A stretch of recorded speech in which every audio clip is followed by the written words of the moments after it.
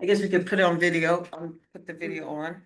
And then we will, share the agenda as well. Good evening to everyone who's on. Can you guys hear us? Yes. Good. Good evening, everyone. How's everybody doing? Good evening. Good. Doing well. Thank you, Chair, for joining us. Yeah, welcome. You're welcome. So we'll take a few minutes, but I'll start by wishing those who are on so far, Happy New Year. I'm gonna still keep saying that until the end of the month. I don't care. Yes, guys, thank you. Are we expecting any more? There should be a few more people Okay. coming, so we'll wait a few more minutes Okay. and then, we'll get, as I like to say, a crack-a-lackin' for those who are familiar with that cartoon. Oh, thank you. Oh, okay. I don't know what it is.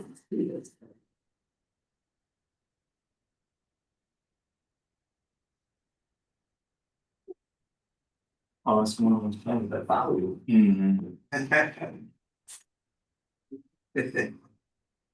Yeah, all the big board meetings downtown, like those big boardrooms there in those buildings, like every room is just surveillance cameras now for meetings. You walk in and you're already on, like lights can pick you up when you're in the room, so yeah, so it just follows you wherever you go. Yeah, so you could like walk around the whole table and it's just like the big brother, you know. Thank you. Point out, you know what I mean? That was pretty, yeah, that's what I said. When I got up, it trailed me. Yeah. I was like, wow. Oh.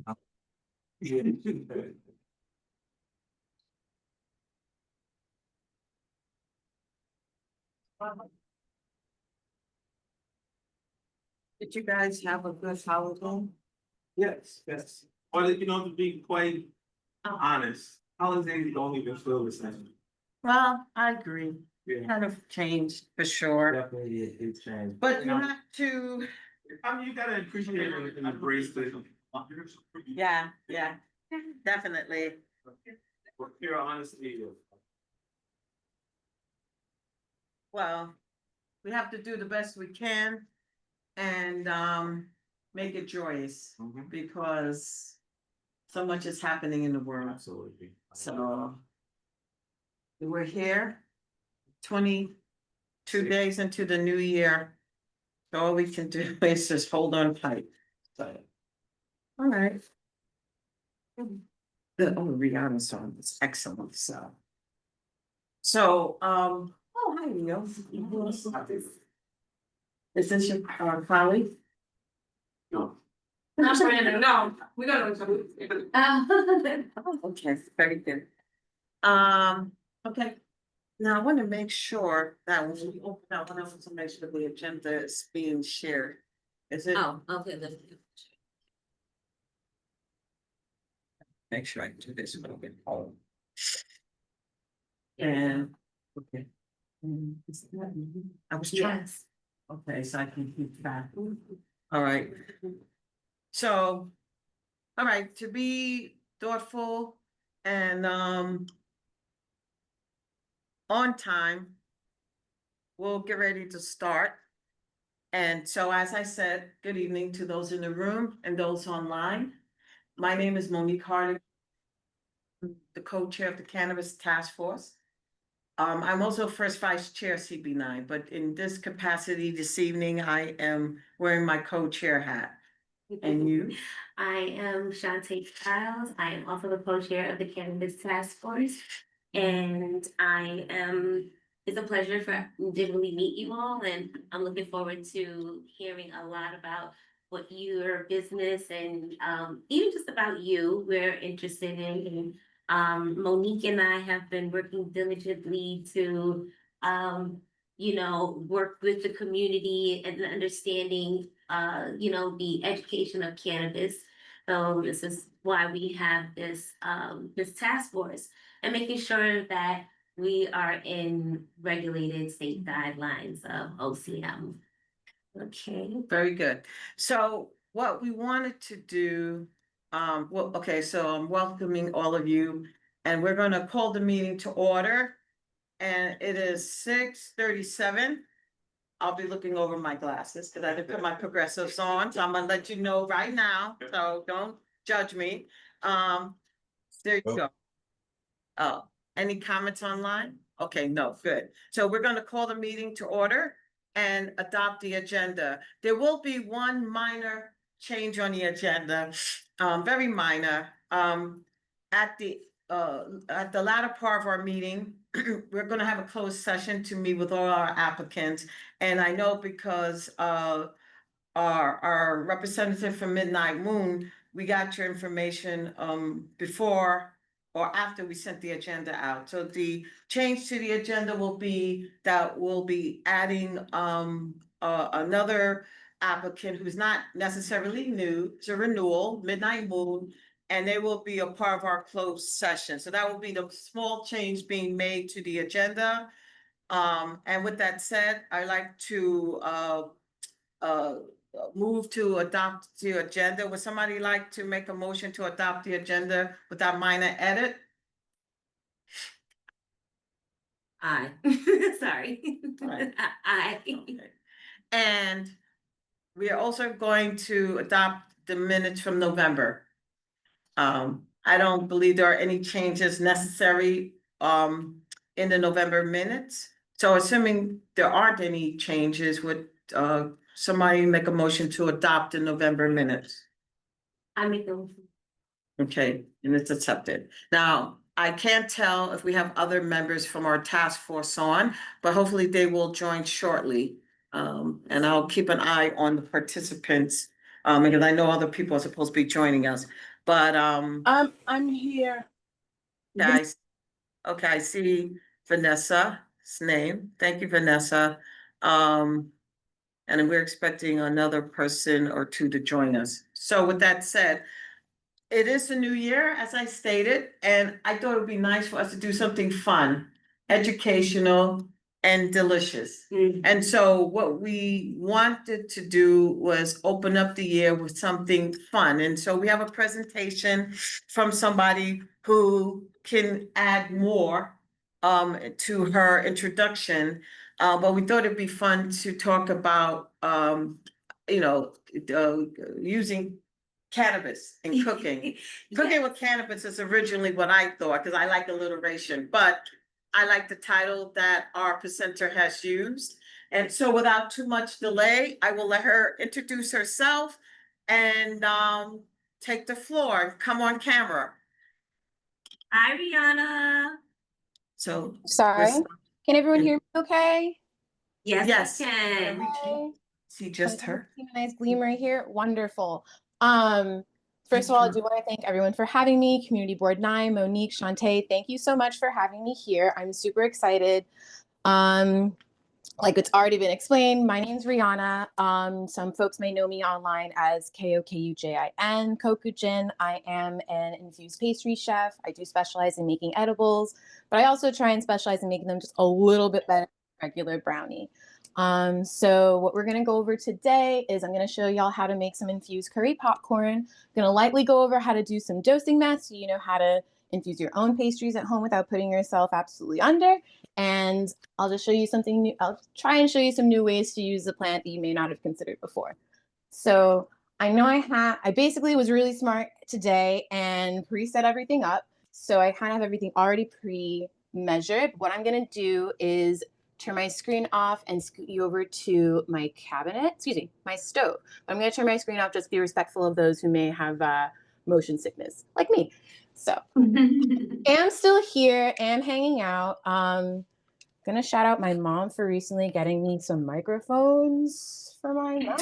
So I love a mom who like knows what her kid wants. So can everyone see my kitchen? Well, see, I tried to be good. Yeah, we see your kitchen. We see it. Wonderful. It's clean. I cleaned it for y'all. Thank you. We appreciate it. So we're gonna jump right in. I've got a nice big pot here. I'm gonna turn it on just to heat it a little bit. We're gonna start by adding some infused olive oil. Now, some folks are thinking, oh my goodness, when I've made edibles in my life, I would just toss weed in my butter and hope for the best, and then I'd be blasted. Full transparency, so did I. I don't advise that, but I can at least give you some tips on how to dose your edibles properly. And I will just start by saying I am not great at math. The only math I know is 20% tip math and drug math, because those seem to be the most important things that I've used repetitively. But basically, when you want to measure out your cannabis, when you want to dose your products, you basically convert the THC percentage that you see on your package of weed you get from the cannabis store. You convert that to 1,000, and that'll give you your milligrams for the package you received. And then once you figure that number out, you can subdivide it into whatever base you use, whether that be butter, sugar, oil, agave, honey. The possibilities are truly endless. So it does give you an easier time to infuse what you may choose to. It gives you a better chance to infuse something that is more within your diet. So we've got our oil heating. What I like to do just to make sure that all of my popcorn is popped evenly, I just do some testers. There's a meme out right now where there are these little creatures like, why am I going in here? And then they realize they're a sacrifice. So let's thank our sacrifices today, because they're going to be what we use to make sure that our oil is heating evenly. All right. What I really like about this recipe, it is vegan and gluten-free. And what I also really enjoy about it is you can make it very customizable. So for example, I mentioned it was curry popcorn. I like to use Jamaican curry. I find that's a nice kit. I'm also Jamaican, so I'm a little biased, but I also have done it with korma curry. I've done it with chicken tikka masala curry, anything you really want. The opportunity, it's not the opportunities, but the options are endless. It really is limited by your creativity and how high you choose to be. So these are here, they're hanging out. While these are warming up, does anyone have any questions for me at this time about cannabis or how to infuse your products, anything at all? Please feel free. I do like to yap, as you can see. I have a question, Reed. Absolutely. Oh, that sounds like someone I know. Is that my good friend, Brand? Yeah. All right. So do you happen to have the ratios that you use? Because I don't know if you remember, like 5 years ago when I had the lever at the house and that's how I would infuse oil, like using that Yes. lever. Mhm. I've known Reed for years. It's a really good friend. I didn't even know she was gonna so hilarious. But do you have, for people who have never made it before, that maybe you could share with the group a recipe just for, or even like the calculations you just mentioned? Do you have it written down anywhere that you could share with people, like a really, really basic layman way of infusing oils and butters? Absolutely. I'm so glad you brought that up, because I also did make sure to send to the community board to share with all of you my presentation, and that goes over all of the various tips and tricks I use for infusing oils, sugars, and whatnot. It gives a better rundown of the math that I really should have explained with more detail. Oh my goodness, look at that. Our popcorn's popping. And it also gives some other ideas as to other ways you can use it. So for sure, that can either be emailed or I can send that to people. And if anyone ever wants to check my Instagram or Substack, I also make sure to list all that information as well. Thank you. Of course. Thank you for such a good question. Okay, we have one more question I would love from that. Daria. Hi, and pardon me for not being on screen. I'll be on screen in a minute, but Not at all. really, it's kind of to whoever is handling the video.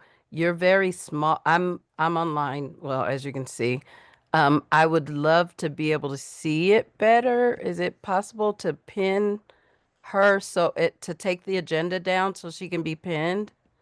That would actually be lovely. That's a Yeah. great suggestion. I guess while you're working on that, I'm gonna just kind of continue where we're at right now. I'll talk it through so it's at least visual and audio. At this point, our sacrifices have popped. I've removed them, and now I'm going to turn the heat off completely. I'm going to toss in the rest of my popcorn, and I'm going to cover that and let that just sit and simmer for a little bit. Daria, Now- is that better? She's still small. If you put it on, I don't know what it's called. Whoever's talking, if they can become like the main. Yeah, I think I need to be assigned as the main presenter by the host presenter. Okay, so can we share? I think it go to the 3 dots again that you went to last time. Okay. And just so no one feels like anything's happening right now, we're just waiting about 30 Okay. seconds for everything to evenly heat. Oh, no, that's hers. Where's Yeah. her? Yeah. Yeah, now you can go there and Yeah. post. Perhaps go down. Oh, Yeah, here we go. Oh, no, no. Um, Let me make that I the wonder host. if No one you freaked out, that temporarily was stop sharing. my screen. thing. Now, really quickly, while y'all are sorting that, or would you like me to try and pause? Hey, 1 second. Did she say she's pausing? No, if We'll you pause for spotlight a her moment again, to just so I don't go too far. she joined after she was already spotlighted. If you can just pin her. Like if you go to where her square is and when the 3 Right. dots appear, click on that and then just click. So we did. She's pinned. Yeah, she's pinned. Okay, she's not big on my screen. Let me see if I can. I think maybe the screen needs to be stopped stopped Okay. sharing. Okay. Does everybody have the same issue? Yes, I wonder if you stop sharing screen, if that will. Yeah, I help. just pinned her. I just pinned her myself, so it made her bigger. So I guess perhaps we all have to maybe Okay, what pin about her. it now? That's better, right? Yeah. We stopped sharing. Okay. Am I Very big good. now? Yes, you're big. Correct. I'm never big. I'm small all the time, even real life. I'm only 5. So let's get back to games. You're big tonight. I'm big today. All right, so we're resuming. We have not done a damn thing, but I have turned my heat back on. Everything should have cooled down a little bit, but we're gonna heat it up. It's gonna be all even. It's gonna be totally fine. So we're gonna wait for that to pop. Some of them have popped already. Just gonna give it a little sticky shake. It's yelling at me. All right. So now we're just gonna watch. Can everyone see it okay? We know I see a couple in there. Any other questions while we're just kind of hanging out, waiting for something ASMR to happen? How did how you do you infuse crack? that butter? How did I infuse the butter? So in this, basically you need to do okay. It's not hard. I just really like to talk. So the simplest way to do this is you take decarb flour, however weight you prefer, weight to preference at your leisure. You take after you decarb, which basically activates the THCA into THC. You add that into your butter and you slow cook that at about 160 degrees until it all melts through for about an hour, hour and a half. And what that does is it slowly infuses the cannabinoids and the terpenes into the butter in a way that won't make you too sleepy. If you get it for too long, a lot of that can convert to CBN, which will make you sleepy, but that might also be a goal for some folks. So it's just good to know as the process. In this recipe, I also happen to use infused olive oil, and it is basically the same. The only difference is with olive oil, you're gonna wanna put it in a double boiler. That way, it's basically a larger pot on top of a smaller pot with water on the bottom with space in between the two that will create steam. And so what that does is it helps it evenly heat everything without burning off your oil. Let me take a breath real quick. That was fun. Any questions at all? It's another question, right? Yeah, how many milligrams did you put in there? In this particular batch, because I had to be conscious of other folks that had a little bit of a lower tolerance than I am a degenerate, so I like to just be high all the time. But some of my folks don't like to do that. They like to function. And I have respect for that. So this, I put about 3.5 grams in about 2 cups of oil. So that, let me see. So the entire batch of butter was about, oil was about 260 milligrams after I did all the math and stuff, on the lighter side. And then on top of that, I only used a little bit so they wouldn't be sleepy. All So right. it could be like 20 milligrams, right? I'm sorry? It could be like 20 milligrams in there? It could be about 20 milligrams. If you want to go lower than that, you can. If you want to be higher than that, you can. With the best portion about it is like and obviously, it'll be in the presentation that gets sent to you. You have the ability to really change this all at your leisure. If you don't want to have 20 milligrams to the face all at once, you don't have to, and nobody should make you feel guilty about that. I try not to. I'm just an animal. But I think that at least knowing the information so you can customize it to your own preferences is important. So if you wanted to go lower than that or higher than that, you at least can. and I don't believe it should be paid for information. So I try and spread it as much as I can. So if I'm going to briefly move on because we are nearing the end of our cooking session, and I'm going to switch back to a different view, our final view of the night. And here we go, moving around. It's easy. Oh, I try. All right. This might be familiar to anybody who has seen me online. This is my counter. It is probably the cleanest part of my kitchen because it gets wiped down 5 times an hour whenever I'm cooking. So what we're going to do is I've got my bowl of my sacrifices.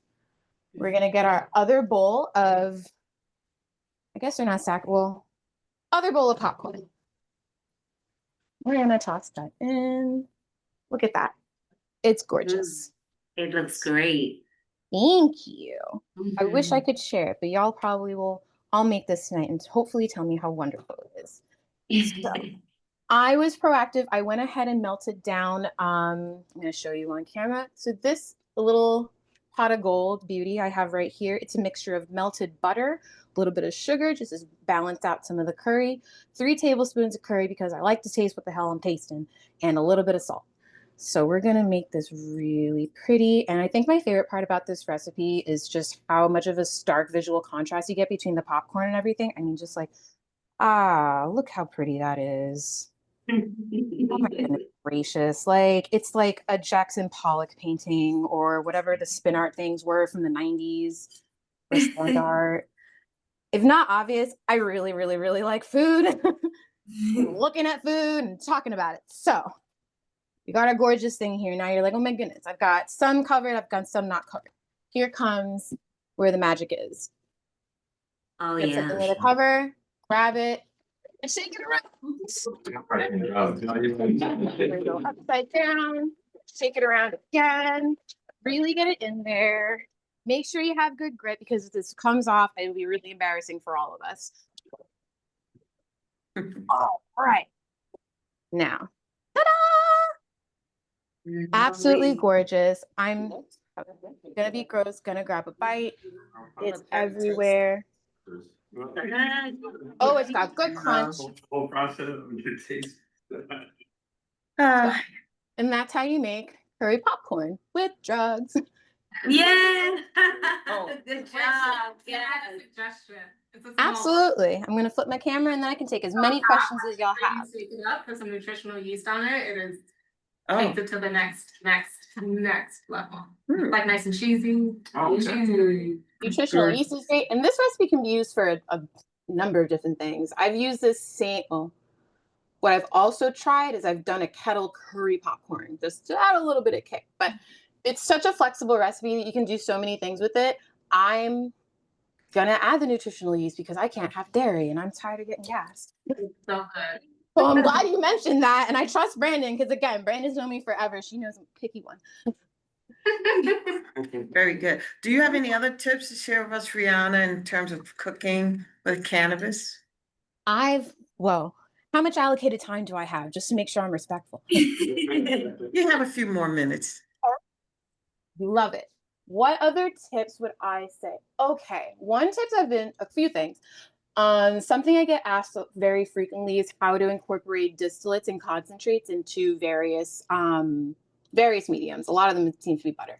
I think my biggest tip with that is you can do it. It's a very easy way to quickly infuse something, especially if you're using like one of those distillate things that look like the syringe and it's got 1,000 milligrams in there, for parties or special occasions. I find that is a way to infuse things without having so much of a smell. A lot of my followers have, sometimes people have kids, sometimes people are in apartments that you can't smoke in, you may not have as much ventilation as some places, and you don't want to get in trouble. So I find that if you're able to use anything that's able to be heated at a low enough way where it can be evenly dispersed within whatever medium you want to use, it's a great method to do it. It also is, I would say I mostly like to use like distillates just because it's easier to get in. It's already liquid at room temperature. If you don't get one that has like a fruity or an added flavor to it, it generally comes out pretty tasteless. And I'll share a story where I learned that fact because one time I made a snickerdoodle pound cake and we tried to use watermelon Skittles and it was artificially flavored with watermelon. So you can imagine how absolutely highbrow that must have tasted with watermelon and cinnamon and a lot of things that weren't plants. So it's just something to think about. A lot of the flour that's on the market is either hyper infused with resin or have a bunch of different additives that may change the taste of things. So you just want to make sure that you're conscious of that when you're cooking with whatever. And not to say that don't use any flavor. Just be aware. Like if something has more of a lemony scent, you might want to use it in a lemon cookie or something that's a little more watermelony. Maybe use it with a watermelon dish. That sounds like a good tip. So, Please don't make the really expensive mistake I did. okay, very good. So we do have your recipe and your PowerPoint. We'll confirm with you which PowerPoint item you want to send out. Oh, But yeah. definitely, we're excited to share the recipe because we want people to walk away with something fun and start their year off on a good note. And your information, your Yes. social media, please let us know where we can find more of this content and how, we can support as well. Yes, Of course. absolutely. And I just also want to make sure nobody online had additional questions for Rihanna. I don't see hands up, so I'm Okay. assuming they do not. So Rihanna, this was quick and dirty as we I asked. like it. Yeah. And this is your first time with us, but hopefully not your last. And with that, and with that said, we're going to say, Don't forget to your social media and oh yeah. Yeah, let me do my little SNL last I gotta Yes, go. do that. And then drop it in the chat too. Yeah. Yes, I'll drop it in the chat, but also in the email you should receive, there will be a presentation titled Elevated Baking, How to Make Pretty Edibles. It's got a nice little red screen with a bit of bread in there. That's the one you can send over. I know I sent you a lot. You'll also get, that'll include my Substack if you want to read some various recipes, see slow down videos, and other random essays I write just for fun. If you'd like to follow me online, I'm at Kokujin, Kokujin. All of my recipes are on there and you can see them visually, see some other stuff that I'm up to. That'll all be sent to you tonight or whenever that gets sent. So thank you so much for your time all. Monique, Shantae, again, it's an honor. I eagerly hope to be back again soon. Yes, Yes. thank you. Very good. That was good. Take care, everyone. All right. So good. So whoever came in, make sure you please sign in. I'm hosting. Okay, and I'll let you do the technical navigation as I go through. So now, next on the agenda, we're gonna do some updates. And so far, I see our Harlem Health Initiative, our representative from Harlem Health Initiative is on. Okay. I heard it over Yes, good evening. No, it's okay. Let's just pull back up the Zoom. Okay. Yeah. So, Aricela from the Harlem Health Initiative, we usually invite, and they're part of the CUNY School of Public Health. We always invite them to join us because they are our partners in terms of reaching out and keeping us on top of what's happening in this field. And from an academic perspective. So, Aracela, wanted to find out from you, were there any updates? I know it's a new year, maybe there wasn't a great deal of new stuff happening, but we wanted to give you an opportunity to share anything that has happened or will be happening. Yeah, so hi everyone, good evening. Thank you so much for having me. Again, my name is Ariel Sella Holbrook Smith, and I am the Health Equity and Literacy Program Officer for the Harlem Health Initiative at the CUNY Graduate School of Public Health and Health Policy. We are off of 125th. We are the only public school of public health in New York City.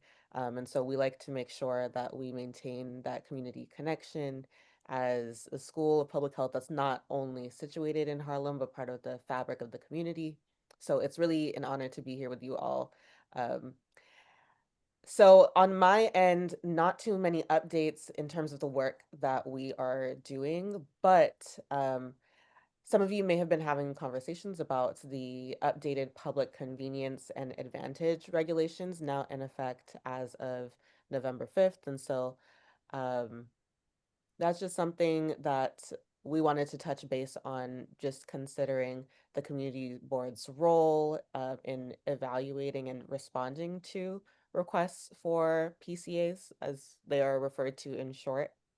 Um, for folks who might not be familiar with what that is, a PCA, or a public convenience and advantage request, is basically a request to make an exception to standard sitting rules. And so with the updates that have come since November, there is a greater emphasis on the community board role and inclusion of evaluating PCA requests. So specifically as it relates to distance rules, creating that hard stop at 500 feet in the city, and really addressing over concentration as a regulatory concern and not just preference. So community board input is now part of the official record, and PCA requests are asked to demonstrate true public benefit. I will spare like all of the legal nitty gritty, but just in an overview, um, in terms of like what that can mean for us, is really being able to evaluate and to determine the impacts of the request. So like, for example, considering the basic eligibility requirements of the 500 feet regulations, um, evaluating the duration of opening time that dispensaries have had, as we're considering that, considering density and saturation. So like, are there multiple dispensaries of the same type already nearby? Um, and basically, it's just a way to evaluate under more standard guidelines. And so, considering mapping, we previously had done a mapping project of priority locations in Harlem, as some of you may or may not know, but that was a couple of years ago now, 2023 or 2022, I believe. I think it was 2023, actually. But so considering what brings benefit to our communities, considering existing conditions in our districts. So like commercial corridors or mixed use blocks or residential streets, and documenting things clearly as it relates to distance, density, and duration of operation. And so really the bottom line of these updated regulations is just clearer eligibility cutoffs and a more formal, respected role in the review process for the community board. Um, and I know we hear a lot about concerns about oversaturation, so this does also give an opportunity for the community board to be backed by the regulations in terms of any concerns that there might be about overconcentration. Um, so that's really what I have in terms of updates. And I can share a quick sheet on the updated PCA regulations with the community board in case there are folks that want to learn more, or in case you want to hear more about the implications and thoughts, considerations, all of that. So Monique and Shantae, I can send you a quick sheet if that is helpful. Yes, please, thank you. It will be helpful. The next item on the agenda is actually, we'll be talking about the community grant opportunity. I don't know if you want to mention briefly the role your institution played in terms of hosting that grant opportunity, really quick. And then we'll follow up in terms of more updates around that. I actually wasn't super involved in that hosting process, so I don't have a ton Oh, of okay. updates, but I can always get back to you on that. Okay, no problem. Then with that said, anything that you share with us, we'll make sure to share out in our minutes in terms of follow-up. And you're welcome to stay, but we certainly won't keep you. And always, yeah, sorry, and always value your partnership Are there any questions from anybody here in terms of what was shared, particularly those in the dispensary space? For Margo? Yeah, it was very clear. She was very clear? Okay, very good. So Araceli, like I said, you're welcome to stay or else we'll move forward. And on the agenda, we usually have someone from the 30th precinct who would join us to update us on any law enforcement around particularly illegal activity as it relates to cannabis. The officer who I was reaching out to said they wouldn't be able to join us, at least not this evening, but we always, as I said, are reaching out to make sure that we keep our eyes open and stay aware because we want to make sure we protect our community. As you can see, we support the legal use of cannabis, but we don't want to we don't want to expose our community members to product that is not of quality and might make them sick. At the uniform, okay. So I'm sorry, I was just reading a note from our officer. I guess if there are questions around anything illegal, you should make our board aware, particularly us as a task force. And we'll reach out to the precinct, in this case, the 30th precinct, because it seems so far, most of the activity is further up in CB9, further uptown as opposed to lower down on community board. And we'll make them aware and they'll follow up. I know that those who are legally engaged have a good relationship with the precinct, and that's what we want, you know, because we don't want people to feel under attacked and criminalized, because that's the whole point for why this took place and happened, to change your status. But I wanted to go back a moment to the grant opportunity. At the end of last year, there was an event hosted at City College. And the focus of the event was to make our community, our local community organizations aware of the opportunity to secure funding to support the activity. The money is secured through tax revenue from the legal dispensaries. And we know about 9% of that revenue that goes back to the state is supposed to be reallocated to the community. And so our goal is to shine a light on that and to encourage as many CBOs, community-based organizations, to apply for those funds so that those services that we need so badly in our community are supported. So I know that an RFP is supposed to be released. We don't know when. It's supposed Spring. The spring. Yeah. Okay, because we were under the impression it was gonna be released earlier, like in January. And so if it's been pushed back, then it gives us more opportunity and time to keep pushing out the message so that we can hopefully get at least one CBO from RCB to apply to actually receive it, because the need is here.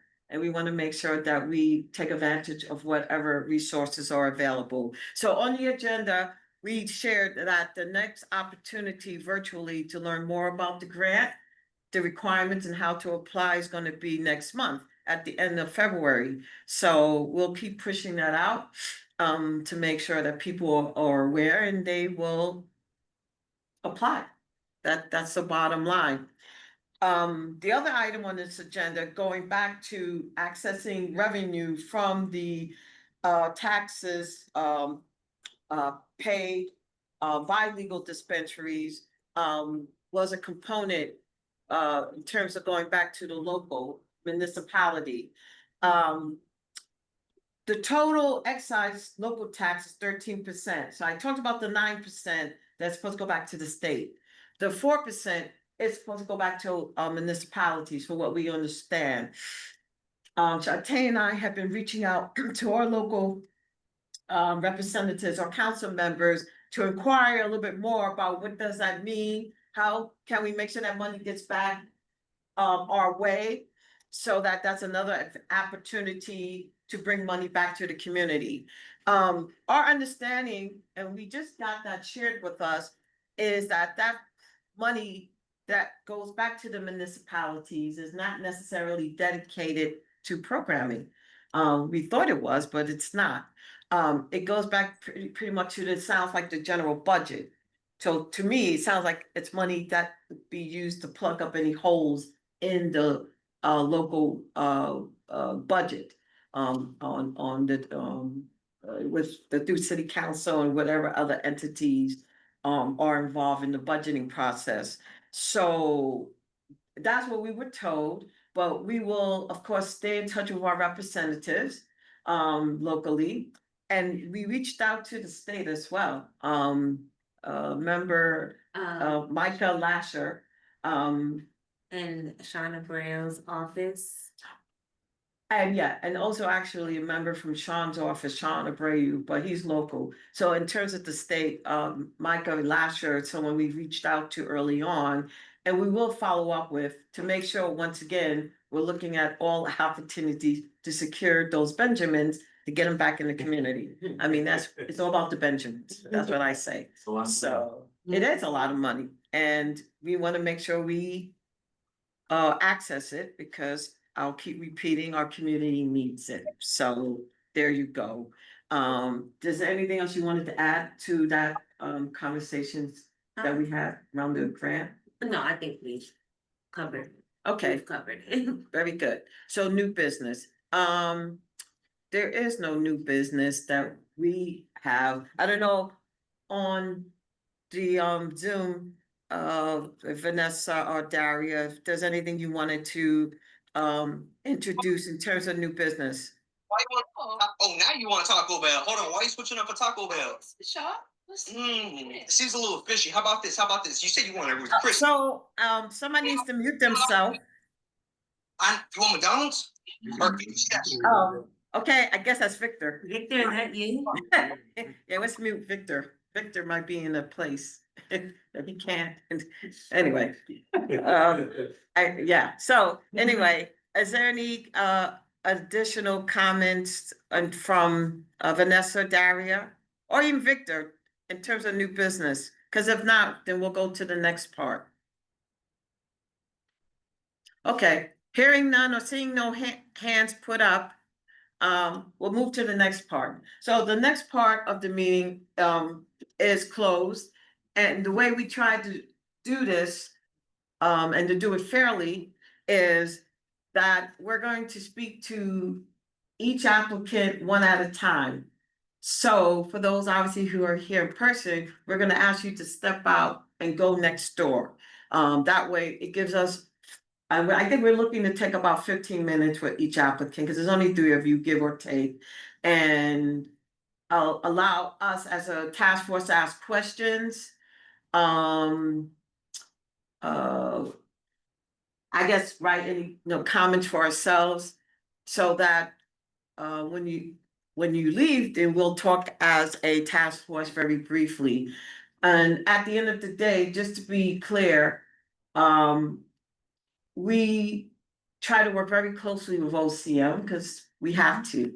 And any comments that we share are comments. At the end of the day, OCM makes the decision of who they're gonna bring on board. We don't. Certainly, we can share our comments because we are the community and we are, concerned about who comes in, but also we want to be in partnership. So those are some of the comments I wanted to make. And I don't know if there are any comments or questions to Shantae and I. And if not, we're gonna start off with the order in terms of who responded to us first. So Don Resources Unlimited. We're gonna meet with you first, and those, I'll come and get them once. right, Yeah. yeah. So we're gonna ask the other applicants to step next door. And since this is gonna be a closed session, we're going to ask you, Araceli, to step away. And have a good evening.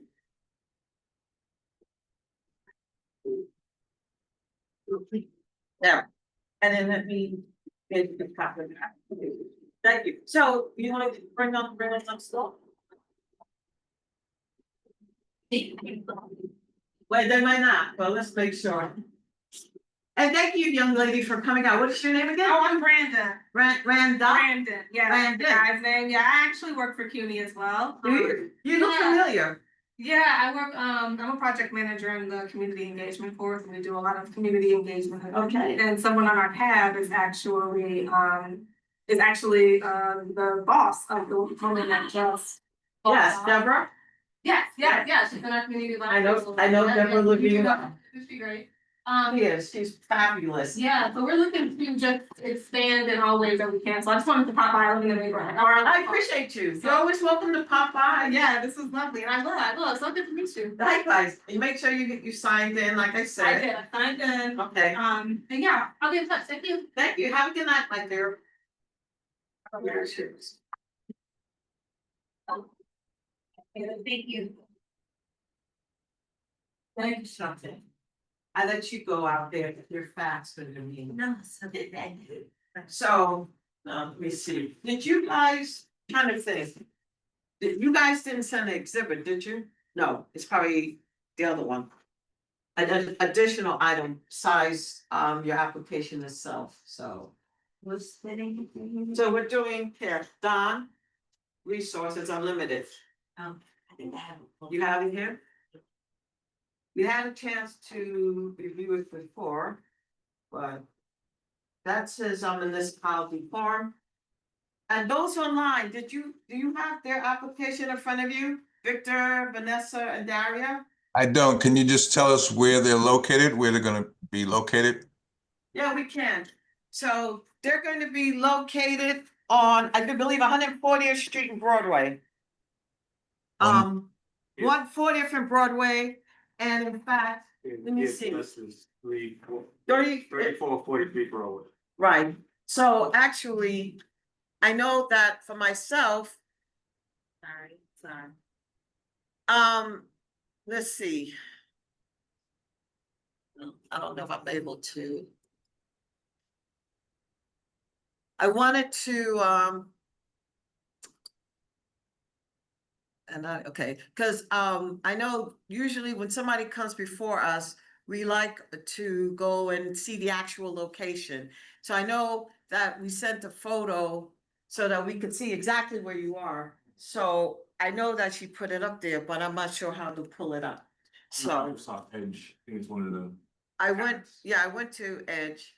That's where I was at, right here. And so, oh, there it goes. So let's see, because I can't even see. The next one. Yeah, keep going. Keep going. Can't see. Because of This the, is right here. no, actual photo. So keep going over. So that those on can also see. Keep going. That wasn't the one? No, there's an actual photo. Yeah. So maybe we could start speaking with you and we can ask Ashley to come because I wanted to pull it up so that they could see it. Usually we go to the location as well, to check out how it looks because that's what we do. So. Google Maps right now and just put the address, yeah. Yeah, we could do that as well. But like I said, we went there and we opened it, we did load it up, so.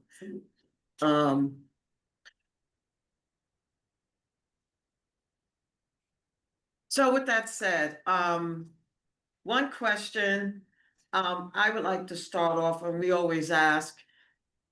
And maybe one of our members will ask it as well, is, are you a resident of West Harlem? And who is the one opening up the establishment? Would it be I am you? opening up the establishment. Okay. I'm not a member of West Harlem. Okay, I am and a remind me of your name again? Donnell Furlow. Okay, thank you, so that I'm we a heard. member of Spanish Harlem. Okay, so you're on the east side. East side, yes. Okay, very good. So in asking that question, what made you decide to come west? That's a very good question. A lot of it has to do with real estate, Okay, where, opportunities are. I don't know if you know, but finding a location has been very, hard. It's been arduous in this field. So I've located a location that is, I think has, great foot traffic. and, to be honest with you, affordable. I see. Okay, that's honest. And so you feel being over here, it's more affordable. That's what I Yeah, heard you well, say. the location is Mhm. affordable, yes. Okay, now, one question I had was that, cause I know you and I have emailed each other. You guys don't have, proof of, control. Not yet, we're still negotiating the lease. Okay, when we went by, I noticed that it looks like it's at a place that's closed. It's like it was formerly a store, Yes, some kind of, I believe it was a smoke shop previously. okay, I think that the awning that's on there now reflects that it was some kind of store or something, prior. I mean, there's a van that sells fruit right in front of it. Okay, well, I'll ask, Which one is it? It's, It's on this side, but I can't. it's Okay. further up. yeah, It's further. It's- There, so that's the Yeah. van right there, it's in front of I that. can't, this is as far as it can go. yeah, well, like I said, I wanted to, maybe I'll ask Ashley to come in while we're This is it right here, talking, yeah. right? Yep. Yeah, okay. Okay, yeah, it's next to a spa, next to the thing, okay, so you said you're waiting to get a proof of control. They're negotiating the final lease now, they're probably 2 weeks away. Oh, yeah? Yeah. Okay, very good. Now, my other question, and I was looking at, Right. is that? Right. That's not us. That's not them. So it says that you are card, right? Yes. Licensee, okay. So I know that's something that's very important to our CB. Because after all, that's why, This whole program exists. exactly. And are you new to the business or to the industry? Legally or legacy wise? Let's hear both. And I'm sure that for those listening, that's I important mean, to know. that's why I have this opportunity, because I was in the legacy space. Okay, Now, no, as of now, I'm not in the space, okay, no. all right, And what do you do now? Oh, well, I work for the United States Post Office and supervise Okay. at the post office. okay, very good. Thank you for your service. That's very important. Do you have a question? I can't even think of any right now. Actually, just wanted to know, basically, do you have anything in place as far as security for your staff? Or any kind of, any type of method that you may use as far as like making sure that your staff remains safe, or do you have anything in mind at this moment? Well, yes, we will have security. Okay, located. okay, okay. For the hours that you're. Cameras too. Yeah, and cameras as well, yes. Yeah. And what about for your, like, do you have security in place for your, like, distribution, like, so when, or, when they're getting ready to transport your product, yeah. Yes. Yeah, security well maintained, okay, because we just want to make sure that the staff is also safe as well as the people in the community, because I'm sure your staff will be people of the community. Yes. So, we want to also make sure that their safety is top priority as well as yours. Yeah. Absolutely. Okay, thank you for that. One question is, how would you prevent people congregating from in front of your establishment? I know you're on a corridor that's pretty busy, and you're in between two businesses. There's a lot of activity on Broadway, which is why you're there. How would you prevent people from gathering out front of your establishment? Well, that's what security will come into play. Mm-hmm. We were, I don't know, because I looked at the location and there's a lot of stores around, so we was thinking about maybe a line outside the store, but it would tie into other locations, because it's like store next to store next Yeah. to store. I mean, that's something we're still working on, but, I think pretty standard for just no smoking outside, you know, don't purchase and smoke directly outside the store, and that's just, yeah. are you referring to like the line of people coming in or people just? Congregating out front, Oh, just yeah, in no, general, smoking as outside. opposed to what happens once they go inside. Because Right. once they go inside, it seems like looking at your application that you have a setup where people, the line is controlled inside Yes. and people are going to be handled properly so they can go and do their thing. It's the outside the space Right. that usually is the question that is asked. Well, yeah, security would, tell the customers not to smoke outside in the area. Absolutely. I think to piggyback off something you said about affordable too, this is a small space. Yeah. And I think with the card licensees, with folks who are still getting open right now, like small manageable spaces where people come in to make their purchase and leave. I mean, it's not a hangout. You know what I mean? It's not like an expensive build out with couches and chairs. It really is just like what you would envision a liquor store or a beer and wine store where you go and you purchase, you leave. Cop and go. Except cop I and get go. express. Cop and go, okay. I've never heard that term before. I learn something new every day, so. Well, it's not a lot of times they're really spending there, aside from when you're making your selection and they're helping, but they're not even allowed to, that you can't open inside of Right. the dispensary, so I'm sure that, you guys will have it under control. I don't want to be the one asking all the questions, and I can, but I want to My hand make is up. sure people, okay, good. So I want to make sure we can see them. So let's put down their application for the moment and make sure that we can get questions from our other task force members. Hi, Daria. Thank you so Hi. much. First of all, I'm sorry, I was trying to get my camera together when you were saying with the address. Is this next to the nail salon and the barber shop on Broadway? That's the Yes. space. Okay. First of all, welcome you all. I'm sorry I don't know your name. I'm very happy because to my knowledge, you are the first legacy licensee that we've had. So I'm happy to see you here. And, part of my involvement with the Cannabis Task Force has been that make trying to uh push for legacy operators to have this opportunity. For me, this is what it's all about. You are really what it's all about to me.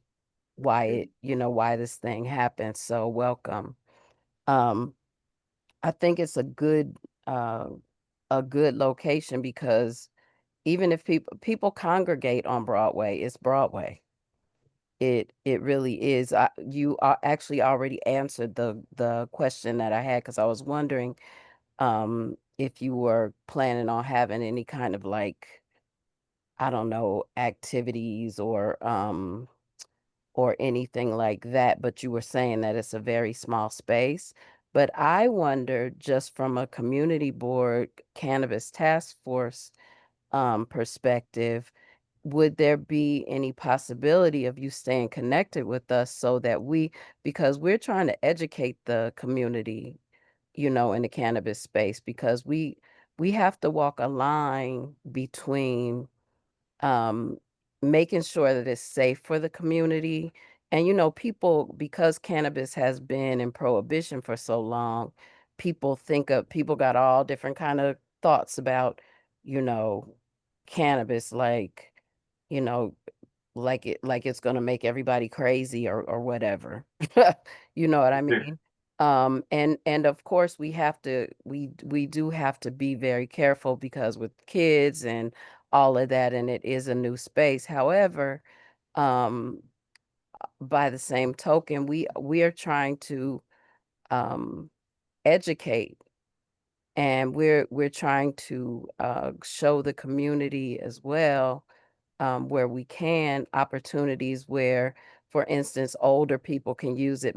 Well, not just older people, but in particular, like older people can use it medicinally and that sort of thing. I invite you, and I guess I'm kind of putting you on the spot, but asking you if you would please stay in touch with us, and so that we could possibly maybe plan some things together, or if we have an event coming up or whatever, um, that we can, we need to get down together. It's coming from the legacy space. I know that's really the opposite of this, putting yourself out there like this, and sort of being in partnership with governmental entities or whatever.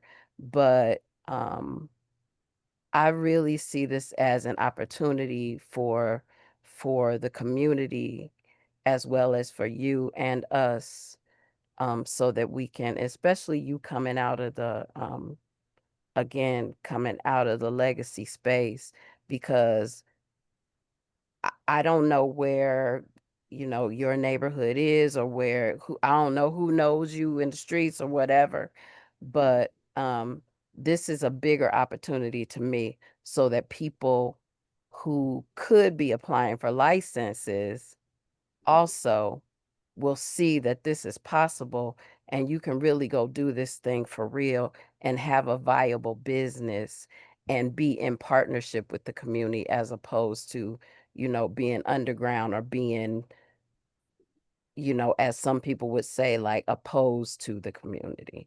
So that's all. I guess that was questions and more of a statement, but welcome.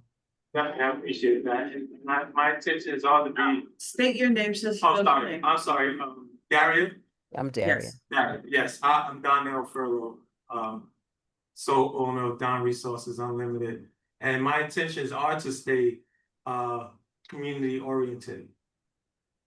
Right, and the education factor of the dispensaries, and showing again what the opportunities that are here for us. Absolutely.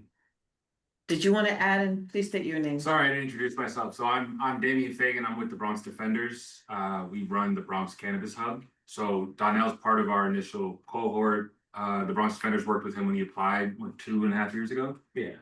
So he's been at this for a long time. He's gotten close, and previously I also worked at OCM, so I do have experience with a lot of this.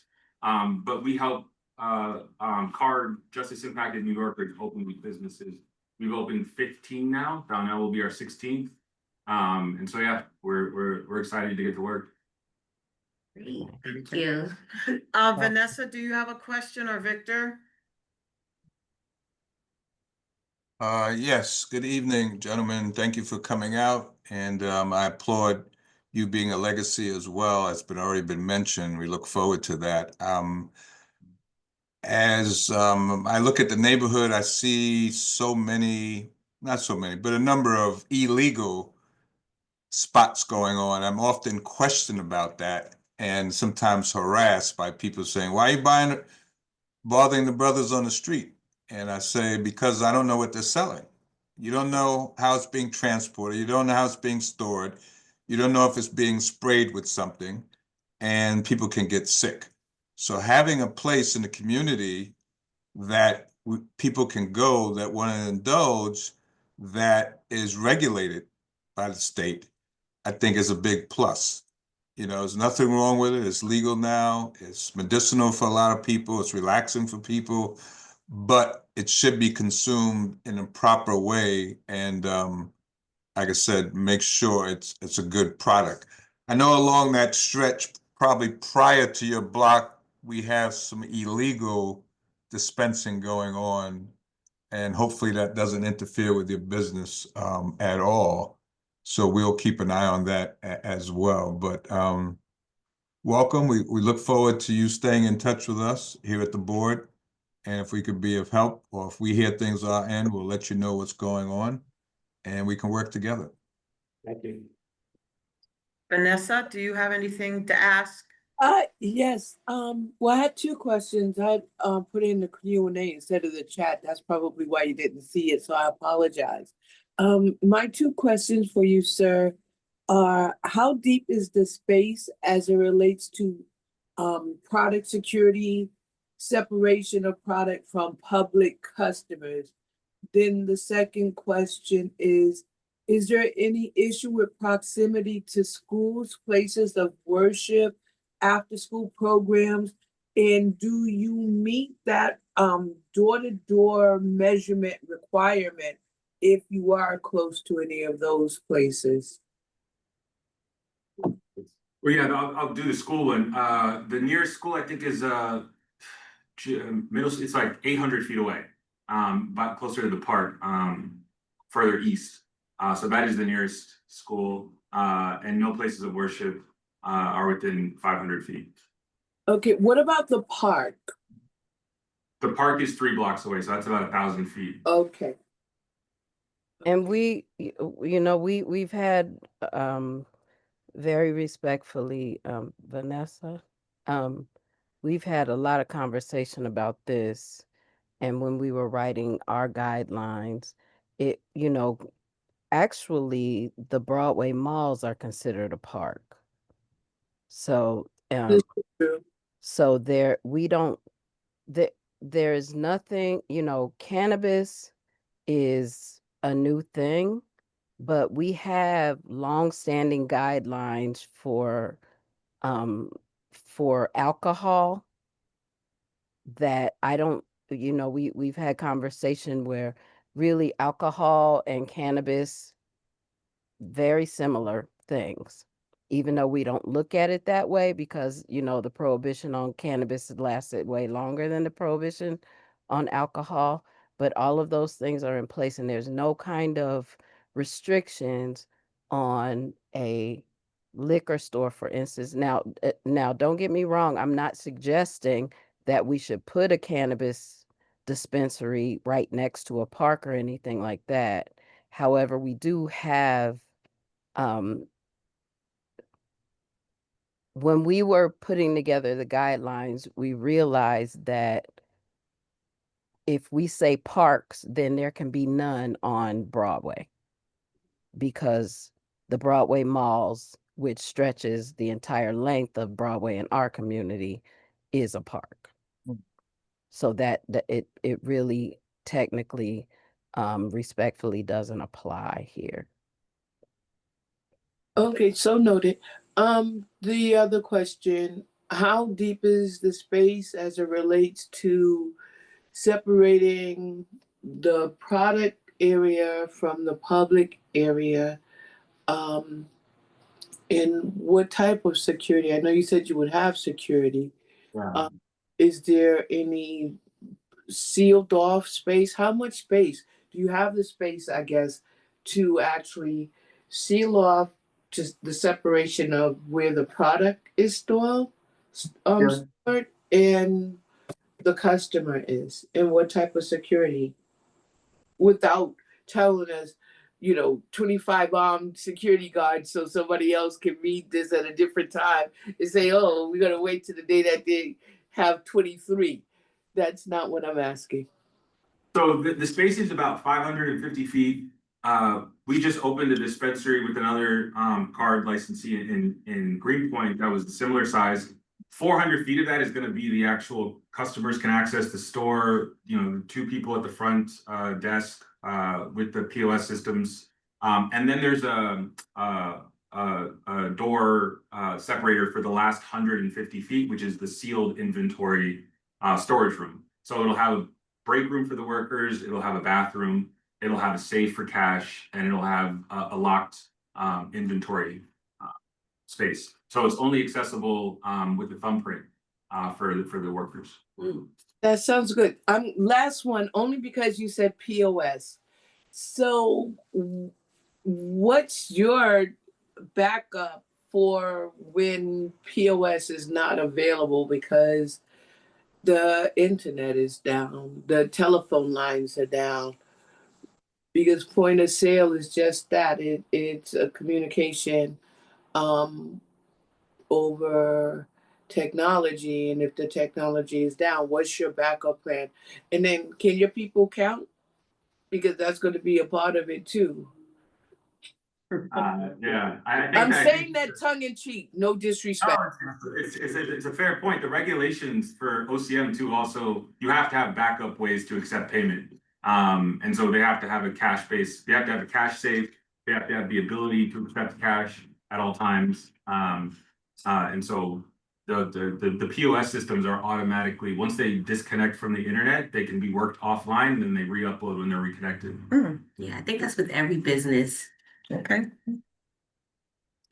Vast improvement from when POS started a gazillion years. Yeah. I had a question and a comment. So your hours of operation are from 8 to 10. That's what it says on your application. Is that unless I'm reading this incorrectly? Eight to 12. Oh, give me. From But Monday 8, through Friday, right. 8 to 12, and from Saturday, well, yeah, 8 to 12 from Monday through Thursday, and Friday, 8 to 2 a.m., and then Saturday 10 a.m. to 2 p.m. and Sunday 10 a.m. to 10 p.m. So am I reading that correctly? 8 in the morning till 12 midnight. midnight? Mm-hmm. I think that's that request is, a small business asking for the flexibility to figure it out, because those times don't make sense. No one's buying cannabis at 8 a.m. But no. Well, that's why I asked. Yeah, no, they'd probably be losing money if they were open that early. So I think that's just a request for flexibility. I mean, Donna's definitely willing to work this out, and the hours that are appropriate for that block too, like when other businesses are open. You don't want to be open on an empty block or everyone's closed. Correct. So, yeah, so I just wanted to hear a little bit more about your explanation around that, because it just seemed like some long hours. Yeah, especially the 8 a.m. I mean, so, I'm not judging, but I just asked. Dispensary open at 8 a.m. anywhere in the city. I don't think I have either, but maybe I'm not going to the right places. Who knows? And I guess my comment was going back, kind of tying into what was being said by Victor and Daria, and even Vanessa, in terms of engaging you in the community. One question that we are always thoughtful about is whoever's coming into the community, how will they, what will be their impact, the community impact? Like, you're coming in, you're our neighbor.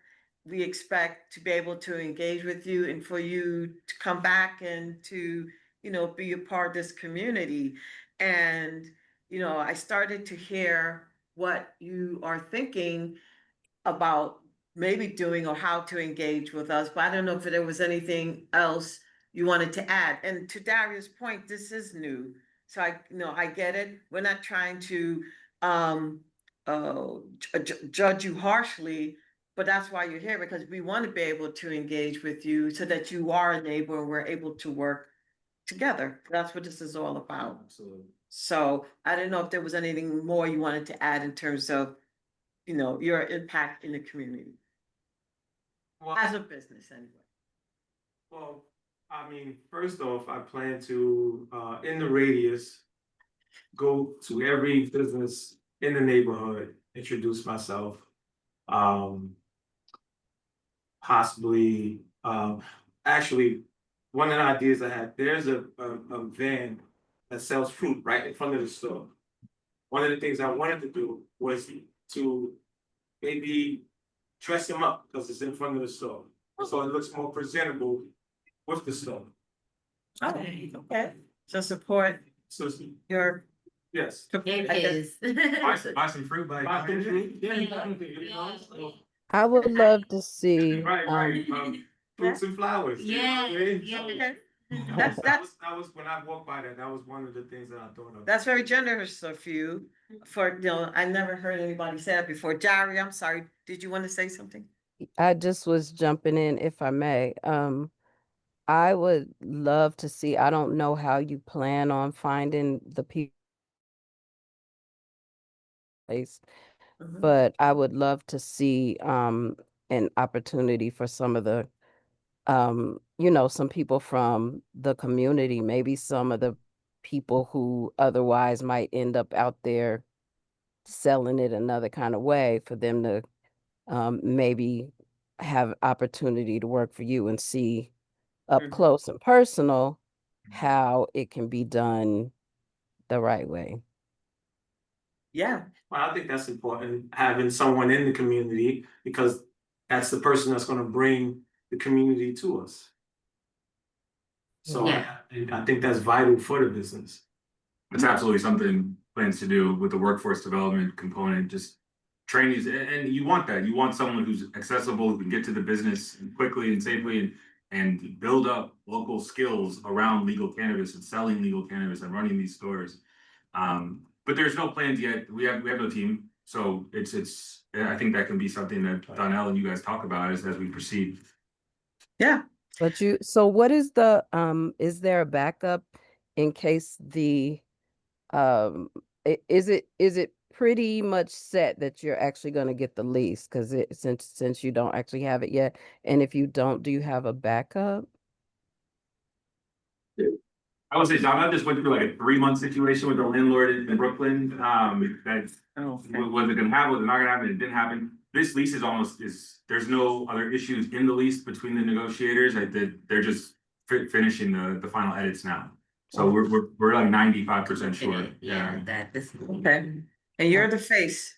of the face. Okay, I will not be here. It'll be done now. all right, but you're the What's the face. name? What's the name of the establishment? Well, the company is Donna Resources Unlimited. It will be DBA. I don't want to reveal the name yet. Still working on some logos and brands and images. So but this is the face of it right here. Okay. I And have that's a question. Oh, go ahead, Vanessa, and then we're gonna wrap up. Okay, I'll make it very quick. I agree that engagement and employment opportunities for people who actually live in a neighborhood is important. How do you plan on making employment opportunities known to the people in the community? What type of, is it word of mouth? Are you gonna advertise?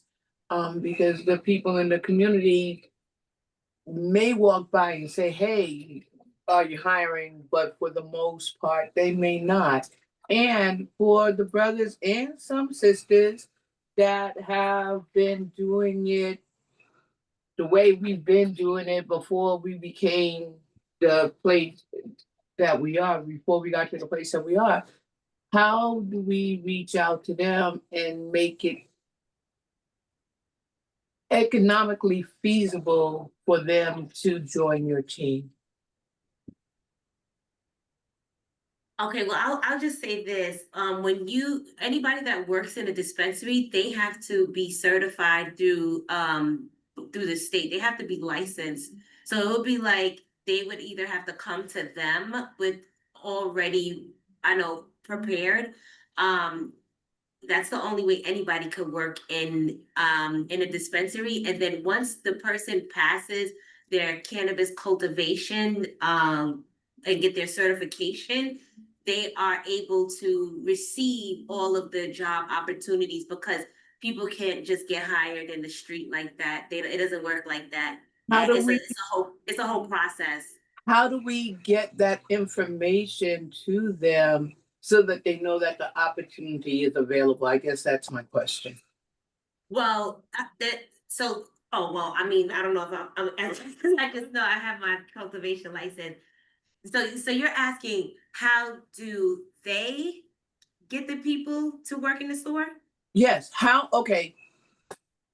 I've been selling weed on the corner for 20 years, hypothetically, because my mama would kill me if it was the truth. But hypothetically. So now I see this dispensary open. I don't know, because I'm not paying attention to what the city is saying the criteria is, or how I meet the criteria. How does any entity that's opening in our community engage me and who I represent as me to say, hey, these opportunities are available, but this is what you need to do to be able to work in my store. How do they get that information? I think that's part of education. That's not for this something that's- operator.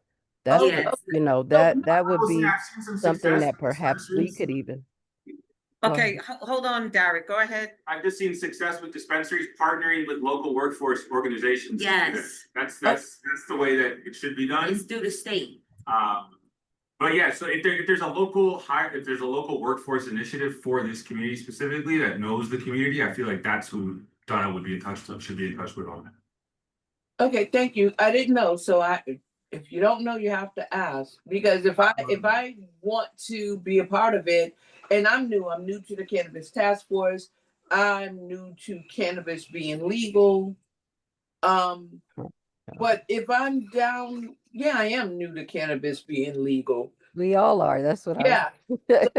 So that's why I'm asking the question, how do I, if I'm, Joe Blow on the street and I've been selling on the corner from midnight to 5, and then my buddy comes from 5 to 10 or whatever the hustle is, how do they learn that, hey, these opportunities are available? And you're right, it's probably a bigger question than asking this gentleman outright, hey, how do you hire locally? He can't hire locally if local isn't aware. And I guess then that becomes a question for us as a community board. How do we make the locals aware and let them know what hoops they have to jump through to become an employee of a local cannabis? Yeah, Yes, please. so please jump in. Yeah, I did have a lot to do with writing the rules. Anyone can work in these dispensaries. There is a training that you do online. Yes. You have to get but it's a webinar. You watch the webinar, you learn how to safely handle cannabis products. You learn how to read the potency, you learn how to read to talk to customers about cannabis. It's like it would take a couple days basically. And so all the jobs for these dispensaries in New York City are all on Indeed right now. Mhm. There's hundreds of them. They pay $20 an hour at the base rate, and they go up to $50 an hour for managers. So they're out there. I think that especially our communities need to be more aware of where they are online. Because they're getting posted. I see them get posted 20 a day now because they're opening up fast. Yeah. Okay, very good. Okay, We have so to yeah, work so on it that. sounds like we need to Corner, do get more on the engagement on how to get these guys and gals aware, how to make them aware of the opportunity to go Yeah. through whatever entities are providing the training, because they don't know. Yeah. So, yeah, we have to do our Ready. so we have to do our due diligence and make sure we increase awareness. And we're gonna make that the last question so that we can bring in the next applicant. We want the next applicant to get scared off. They might think, why are they in here so long? So, guys, we wanna thank you for Thank coming you. out. And, Pleasure meeting you. Likewise, Pleasure. and nice to meet you Nice to in meet the you. flesh, because I've seen you on Absolutely. TV. Absolutely. So, all right. So the next person will come in, and the guys, thank you once again. Thank you. Thank you. Okay, so the next person is High Caliber. Do you guys are you able to visually see that one? Yes. Daria? Daria? Were you able to see the application for High Caliber? Yeah, I got all the applications. Okay, thank you. So High Caliber is opening up, and I wanted to get clarity. They're supposed to be opening up on 747 St. Nicholas Avenue, which would literally be between 147th and 148th Street. That's the same address for But that- Devin's Fried Chicken. Fish. Oh, sorry, I meant I said fish, sorry. It's all right.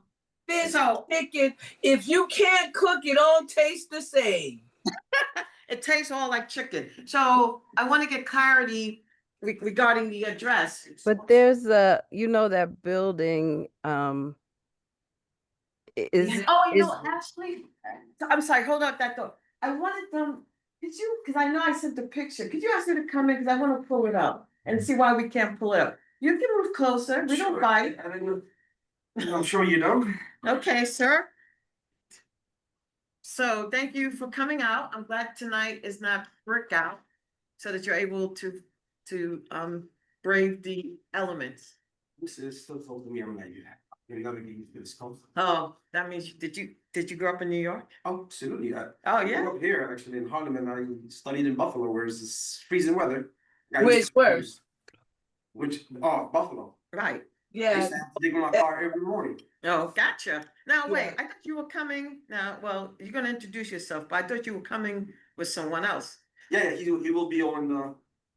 Is he gonna join on the Zoom? Yes, yes. Okay, so you should call him in so he can join. Ted, right? Okay. So yeah, we were trying to pull up the photo. Couldn't pull up the first one, but maybe we could pull up the second one so these guys could see it. hi, Precious. Hi, how are you? Is that your All name, right. Precious? It is not. Okay, I love it. Where did I put it? Yeah.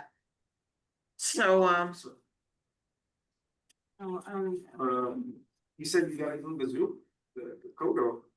so we sent both you and him the agenda, and then the agenda is the Zoom link.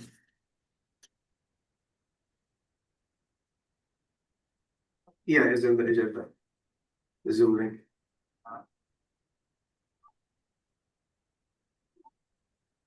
No problem, we'll be here. We started trying to fix something on the computer, so. Right, so this is his, right? Yes. Okay, and so I wanted to be able to share it in the Zoom so they can see it.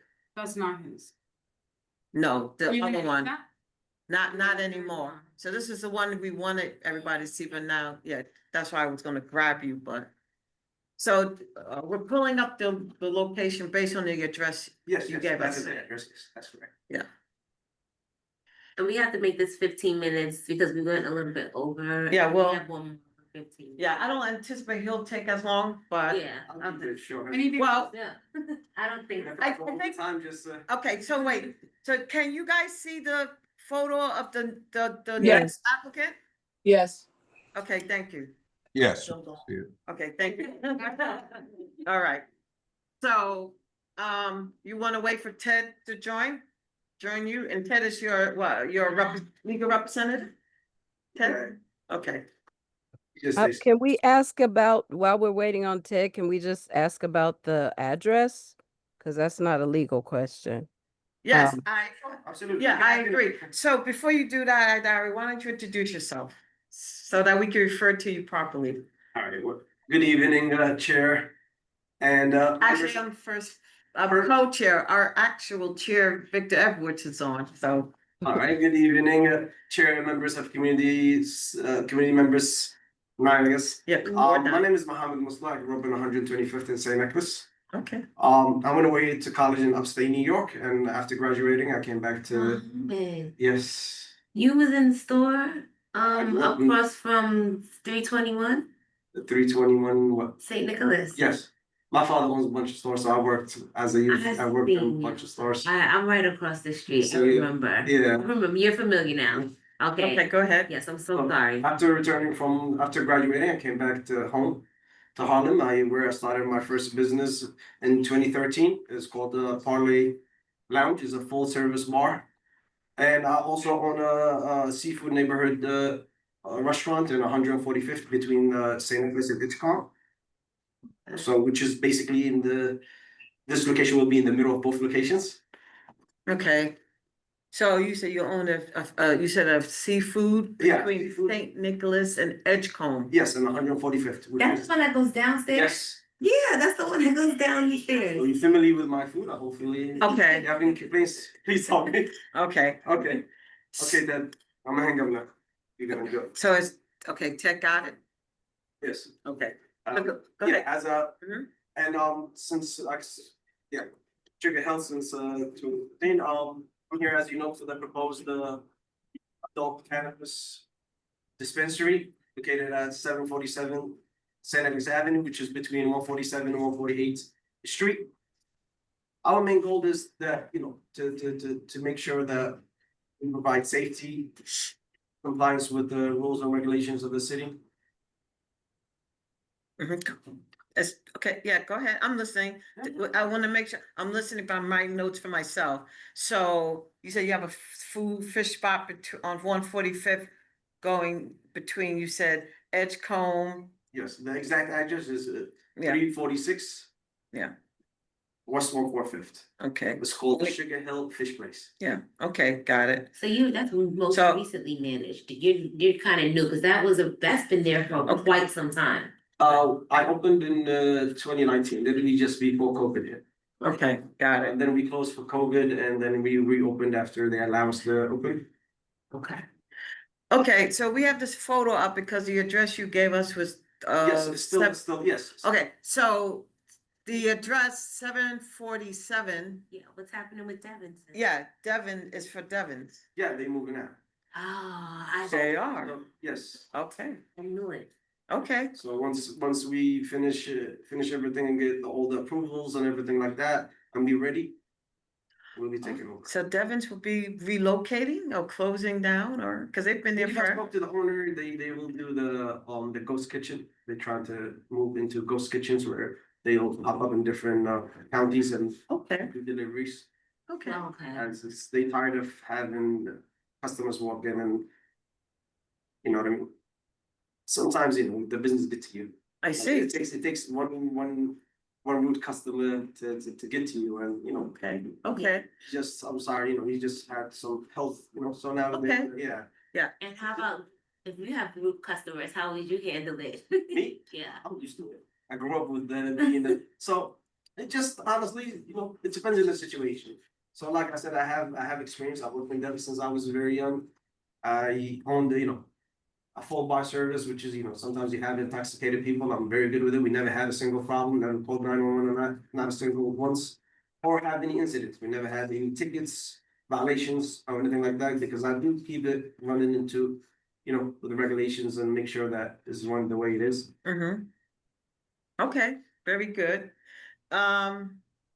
So that answers the question in terms of your attachment to this community. You're from the community, ma'am. so, I haven't refused to leave it for anything else. I came back right away. well, good. We are happy to hear that.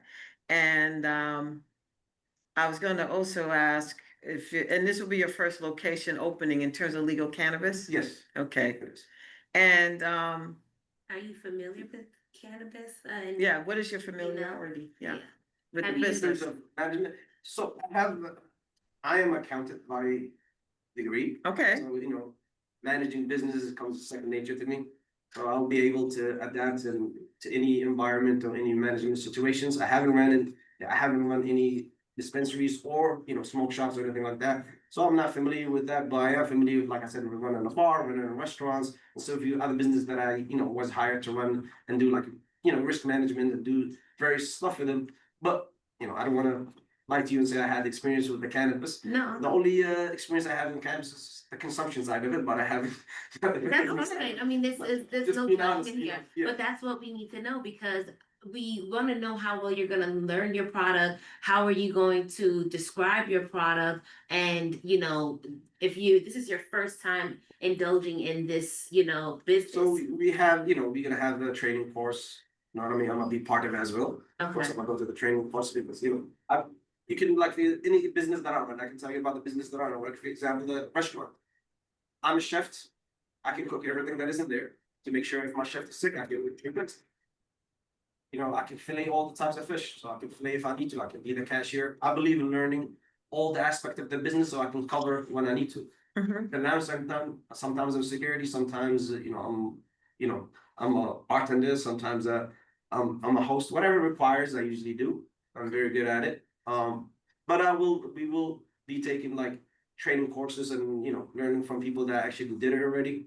And those are the main things that So you know how to adapt pretty much. very much, yeah. And you That's will. what holds the Right. Harlem in me. I think that's you can't be a true New Yorker from Harlem if you can't adapt. And I just Right.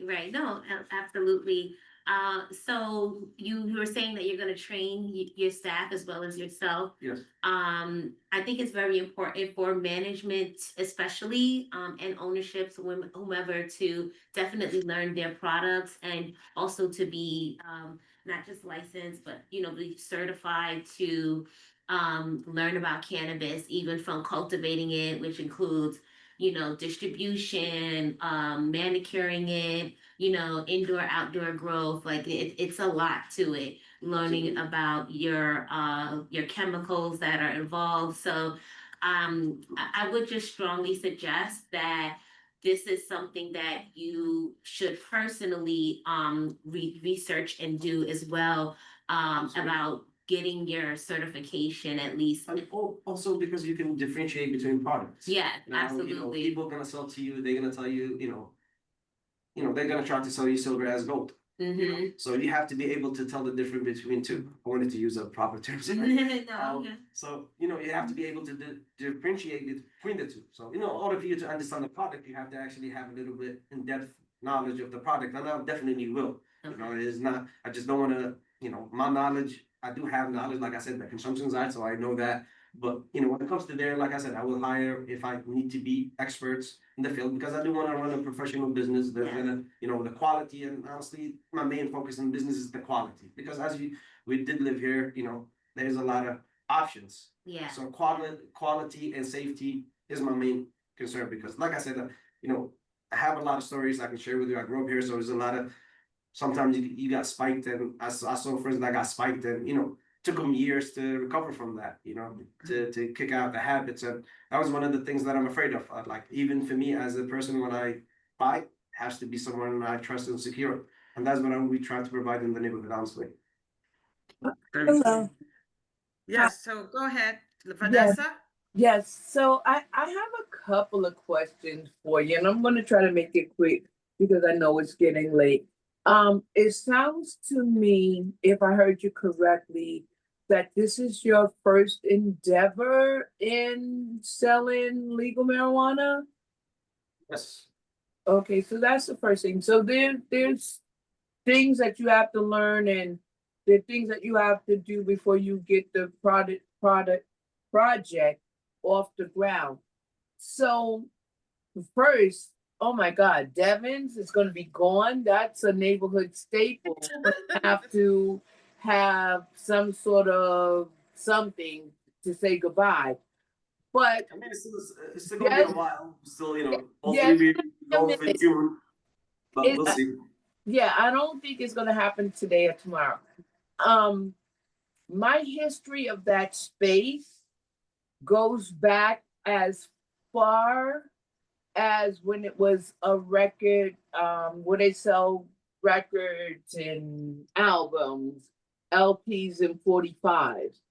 So I know the space is a lot deeper and wider than it looks right now in its present configuration. So I do know that there's a way to separate the outside where the customer is from where you might set up security. But I also know that the way it's configured, and this has been configured this way since it was a record store, going down those steps. Yeah, like a sunken. Yeah, and just being able to manage security seems like a challenge. So how would you do that in that space? Because the space is as wide as we see from the front, but it's deeper. It's I'm sorry to cut you off, but it's a little bit wider. If you see the door to your left of the picture, the entrance, that's part of Devon's as well. That's where the employees and that's where the products and everything goes in from. So The here, delivery, yes. okay. So will you use or try to have an entrance from inside the building for security? How would that work? Okay, so the answer to the wideness it's a little bit wider than it looks. The Yeah. entrance of you're asking me where we're gonna have the entrance for the security. The security will be posted. We'll have at least 2 securities at any given time. One will be posted outside to make sure to scan IDs before entering the premises. One will be in the floor just to make sure everything is run smoothly. We also will check IDs at the POS system before purchasing the product to make sure we check the IDs twice. In regards to the outside of the configuration of the space, it's very big. Honestly, we have more space than we need. As you know, they expanded over the years. They look like they expanded a little bit into the backyard. Yes. So it's a little bit longer than like you stated. It's very long, and we have space where our configuration will at least handle 10 customers inside comfortably with security and staff. And in regards to the stairs, whatever they're required by the state in your regulations or rules, we'll absolutely follow that. Okay, so here's my last question, because I still see an issue. I know the space is longer because I know how far back it goes, because when you're a kid, you run through places you're not supposed to, but that's another story. My second and last question is going to be this. You got Watson DeRosa to the right, and you have the actual entrance to the residential spot that's connected to Devon's, or that Devon's is connected to. And both of those, for the person that really wants to do something crazy, there's a point of interest, because DeRosa Watson on the right of Devon's doesn't have a lot of activity, and the residential on the left of Devon's has seniors and is not. What type of security and sensor equipment are you going to put up to safeguard? Mohammed, I can talk here for a second, if that's okay. Yeah, absolutely. Hey guys, this is Teddy Anastasio. I'm a lawyer for Mohammed and for High Caliber, and for Sean McCullough, who's one of the licensees here as well. I represent roughly 1/3 of all the cannabis businesses in the state, anywhere from manufacturers to cultivators down to dispensaries. Hi, Right. Ted. Hey, how are you guys? Not from the neighborhood. My mother's born and raised in Washington Heights. I was not. I was born downtown. But long story short, OCM requires certain security procedures even before the store can open. So in terms of having surveillance cameras both inside and outside of the store, every square inch of the store itself inside has to be covered by surveillance cameras. There is a vault. You will have security personnel who are unarmed. You can't have folks walk into the store unless they present ID, which is scanned and intook. And there's no on-site consumption of cannabis. So, if folks want to congregate inside or outside and ingest cannabis, that's not allowed by the state rules, by the city rules, and then certainly not by the store rules that would be in place. Cannabis is not necessarily like novel anymore. It's not a new thing. It was like 2 years ago. We don't anticipate crowds or lines. That being said, folks could double park and jump in. There could be like maybe a small crowd waiting outside. The space in itself doesn't really can accommodate folks waiting. So this is more for pickup kiosk where you pop in your what product you're looking for, and most stores right now are gravitating to that kind of pickup model. Just like you go to any McDonald's, they have the kiosk where you press your order and don't really interact at all with the person behind the register. So the security programs has to be very, very robust. Otherwise, we won't pass inspection. And if it doesn't stay robust, the license has to get renewed every 2 years. So in the event people under 18 come, under 21 come, and there's some security incidents that puts the license at risk. And I don't think Mohammed wants to jeopardize his business or Sean's business either. Okay, I guess that's not really maybe I'm not asking the question correctly. So with this image up, to the left, there's seniors in that building. To the right is DeRosa Watson, which they just pay for that space as far as I know. And there's not a lot of activity there. There's also not a lot of activity in the building to the left. And I know that there is at least one senior in that building.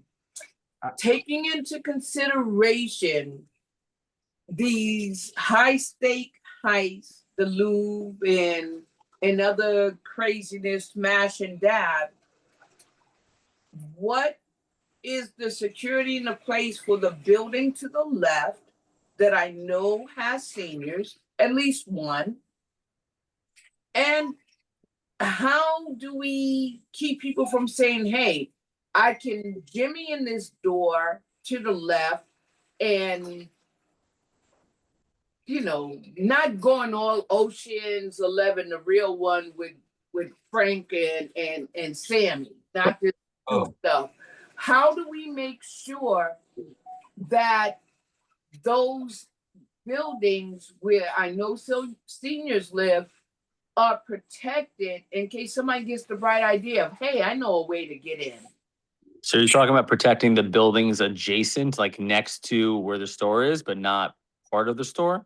Yeah, I'm saying somebody gets a wild hair up their ass and say, hey, I think if I jimmy this door, I can break into this place and Yeah, I mean, they can do that. I mean, here's the thing. If anyone wants to jimmy a door, I mean, this is Manhattan, right? This is the city, right? Anyone could go in and break anywhere place.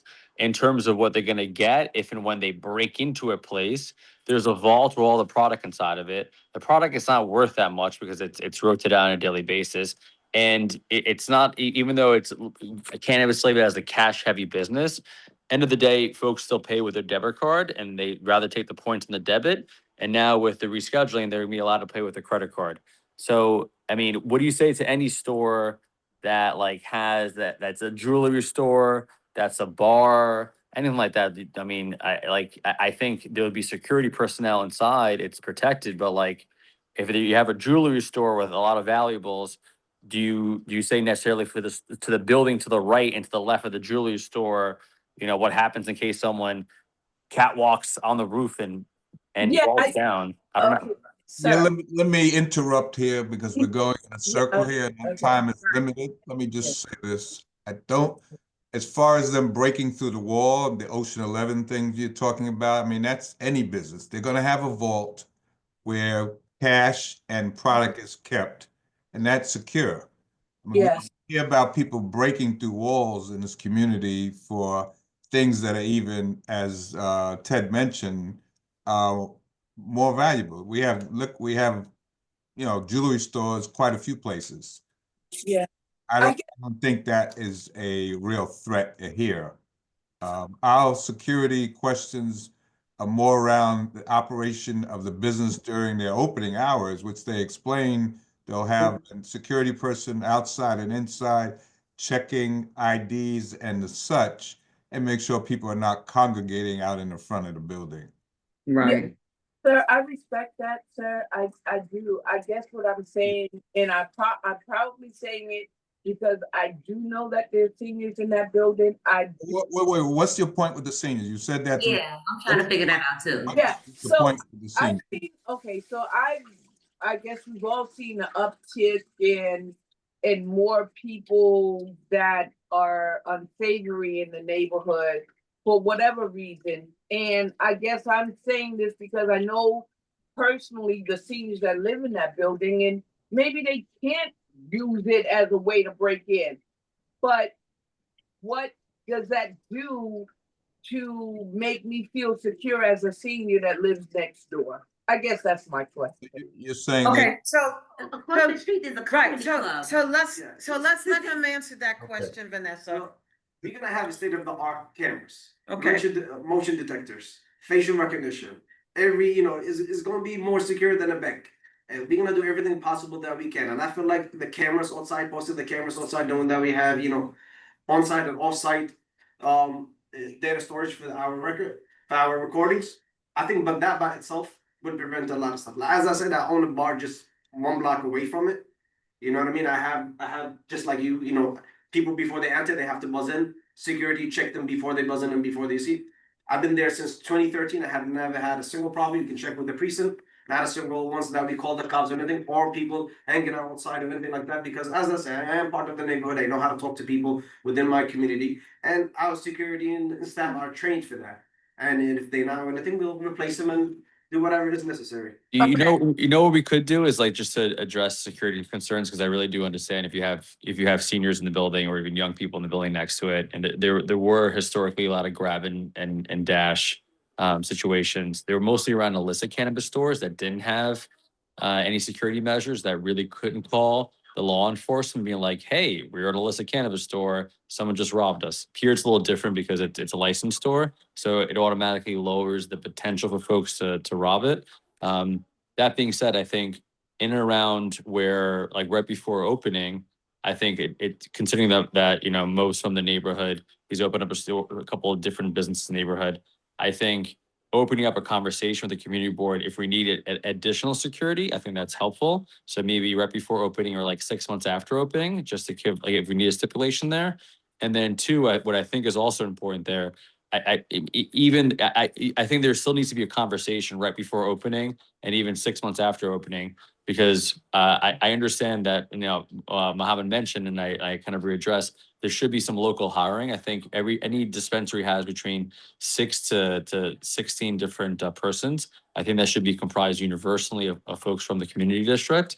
And there should be like a pathway for them to advance, not just working in dispensary, but if they want their own dispensary. And I think Mohammed said that's something he's willing to figure out. And if there's a workforce development organization or a nonprofit the community board works with, I think definitively right before opening, there should be maybe a conversation about for job hiring, and also we can then bring up the conversation about security to make sure it's adequately addressed. Okay, I Sounds know good. that, and Okay, we have to wrap it up can I though, because we just have one say more one person. last thing? Yeah, And We have to Vanessa, wrap it and up. then We have to wrap Daria, it wait. up, because Right. Daria has a question And and then we we have have- last, yeah. we have one more person. So go ahead, Daria. Thank you for that answer, Ted. I need to jump in here. Two things. My question is about the timeline and when you think you'll be opening. But before we get to that, I just want to really quickly say we have to be very careful with trying to over police these people. The attorney just said that there are many guidelines set in place that they already have in place in terms of security. They have cameras for every inch of the place. They have all of that.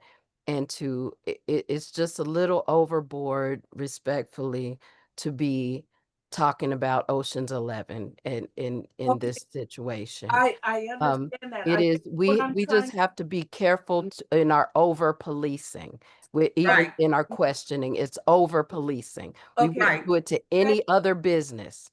I respect that. But I know that in that building, there's at least one senior. There's a senior in just about And- every and- building let- in this let me- city. Okay. Okay. Monique Let's and be Shantae, respectful, you need to not move cut this each meeting other off. forward. Okay? You gotta move the meeting forward. We have someone else there. We have Right, staff so that we, need to yeah, leave. so we wanna move it So move forward. it forward. We have 4 Right. meetings, 4 minutes. Oh, sorry, no, you don't, so, Oh, there. So- Thank you. right, so we hear May I Vanessa? please No. ask the question? Ye- How are we gonna make at least one senior that lives in that building feel secure with this influx of people coming back and forth who may not loiter in front of the store, but might congregate right past the store where you go down that stoop or in Vanessa, front. there's already a business there that has people who gather and It's a go in and out. There's I already a business there. It's no different. Okay, It's just I'm not gonna another say this business. again. So, We wait a are gonna second. move forward. Monique Yeah, we're gonna and move Shantae, forward. move So- the meeting Right, forward. we'll Okay. move it forward. because we do have to bring the other, can we let Muhammad act? No, that question's been answered. Move forward. All right, Chair, but Thank we you. know security will be there because of how it's set up. And I'm sorry, I don't mean to be dismissive in terms of the conversation. We can continue that, but they did state that security will be present. So, with that said, Security cameras 24/7. right, That will act as a prevention as well. yes, very good. I don't know if Ted did Ted jump off? Okay. Maybe Ted jumped off. All right. No, so- we're here. We're that was an adequate response by Mohammed. I think we're good there. Okay, very good. So with that said, we're gonna let you step away because you say you have a existing history in the neighborhood. People know you. And so I guess when you're ready to get yourself situated where Devon's is, I guess, officially moved out, we hope one, you'll come back to us because we expect you to do that so that we can work with you, support you, and we can maybe increase awareness so Can that you quickly people tell us the timeline, surprised. like when you expect Hey, to what? open? You can help first. Sorry, what is your timeline before you go? For opening, Yeah. we trying to shoot for June, Okay, hopefully, but let's see what the construction takes and what Okay. approval and God's willing it works out. so we have your information. We meet periodically. We will encourage you to please come and join us. Absolutely. It was a and pleasure. keep us up to date and stay engaged. And thank you. Thank you. Thank All right. Thank you, everybody. Thank you so much. All right, bye, Ted. Nice to meet you. Likewise. Bye. Okay, so we have our last applicant who actually isn't new, he's a renewal. And we could take this picture down and we want to thank you, Leo. Sorry we went a little over, but I don't anticipate that we should have you here for long because you've been quite a part of our task force in terms of coming to regular meetings Yes. and engaging with us. So I want to make sure I say that from the get. And you are our first, I think, legal dispensary to open up in CB9. Oh, it's Gotham Buds. No.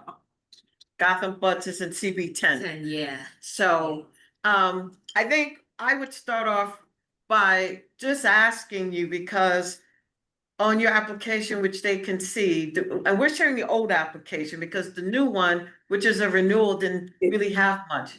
Yeah. So have there been any changes in terms of your hours of operation? No, so. It says 10 to 10. Also 12 to 10. Okay, And we started at 12 to 10. And we've maintained it at 12 to 10. And okay, that's every day, Monday through Sunday? Yes, 7 days a week. okay, very good. And we know you have an existing business in the community, and I believe well, actually, I should let you talk. So go, say your name and how long you've been in the community. Name is Leonel Arias. Opened Midnight Moon, started operations on September of 2024. So we're a little over a year old now, about a year and 4 months. Activated my license in April of 2024. So the license in order while we were selling renovations, while we were selling construction, it allowed me to meet with vendors, learn about the industry, learn about the products. So by the time we had our opening date and construction was done, we were ready to hit the ground running. So that explains kind of the time difference. It hasn't been 2 full years yet, which is what the license is for. But and yeah, so far it's been great. Really no complaints. I think when we look at the business, kind of I like to judge it based on like the Google reviews as one measure, feedback in the store, when we looked at delivery as well. And overall, I think it's been a strong business, good learning opportunity, and just with CB9 in particular, once I became more familiar with the task force, been proactive to participate as I can and be present. Yeah. Do you, Daria, go ahead. And you're muted. Hi, good evening. I remember when you first came to us before, when you first got your license approval, and I'm just wondering how it's going for you. Yeah, No, it's going well. I think it's seasonal, there's seasonality to it, being at the city college, there's strong months, weak months. But net, the business is strong and we're looking for more growth. We welcome the new stores for the most part. I really got a lot of customers aren't aware of licensed stores. So I think that we have established. Just talking a little bit when the train come by. You say you welcome the new legal dispensaries are coming? I Yeah, think it's good. It helps further legitimize Yeah. licensed dispensaries, because we still have customers who walk in and think that we're unlicensed. And then we show them the license, we point them to the OCN website, and they realize, oh, okay, this is actually a legitimate establishment. right, very good. Yeah, that was gonna be the same question I was gonna ask. How are you doing? What things have you, I asked about a change in hours. I mean, what other changes have you found you've had to make while being in business? So we, in terms of our employee base, we focus hiring a lot more bilingual, because we have a lot of Spanish speaking individuals in the community. I had to switch our security company for that reason, because they were providing a lot of non-Spanish speaking security guards. So it added friction when customers would walk into the store. So I have a local company who provides bilingual security guards, and it just makes everything a more pleasant experience. So that was one kind of change. But other than that, you're always changing product mix. We added delivery, which we weren't doing in the beginning, but we were able to expand into. And just managing the day-to-day, right? The industry is constantly changing. You had the proximity rules that were going to impact the business. And so we're always kind of just seeing where the industry is heading, different product mix, different customer base. And now, is that going to be an issue for you, the proximity? Because I know you had expressed that at one of our prior meetings. I don't believe so. I think as of now, I understand it's New York State, but in Albany, they're supposed to meet this month. Right. To discuss it. But I think that there is discussions of grandfathering in individuals like myself if we are impacted by the proximity rule, or going back to the original interpretation, which was in line with SLA, which is why they were issuing licenses as they were.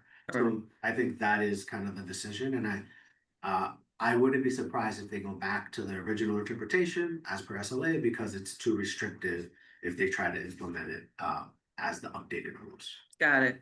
Yeah, so we hope that we hear something soon. I know we also monitor the OCMF's website so that we can know what's happening and share that information as appropriate. So I guess more to come next month. Right. Any other questions online? Yes, I have two questions. One is, great to see you again, sir. I'm Victor Edwards, Chair of the Board. I wanted to know if you get any young people from the schools trying to come and buy any of your product, and you have to dismiss them or chase them away.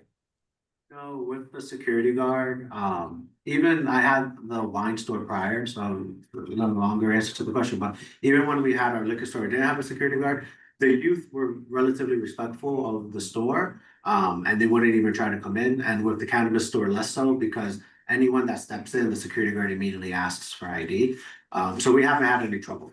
The trouble is more so the youth being rowdy on the street and perhaps impacting customers who are trying to come into the store. So sometimes the security guard may stand outside just to keep them a little more calm. But in terms of trying to come in, we haven't had any problem. My second question has to deal with the appearance of your store. I notice your windows are blackened. You can't see in. Is that correct?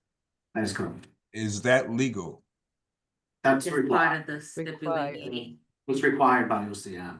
So the thesis there is they don't want the youth seeing cannabis products, and some parents, New York State parents wouldn't want their children walking by and seeing the product. So one of the requirements is that your storefront shouldn't, you can't look into it.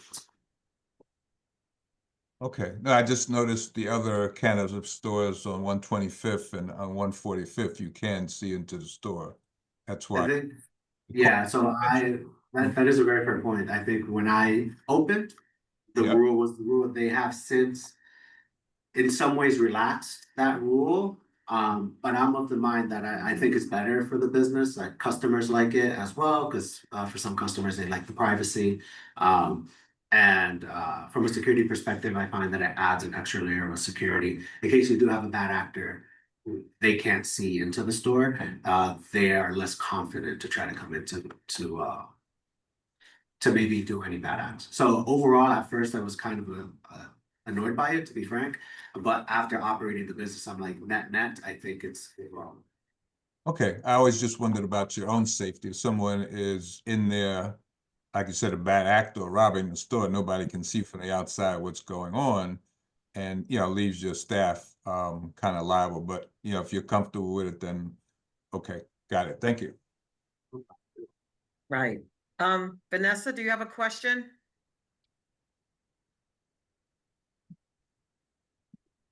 You're unmuted.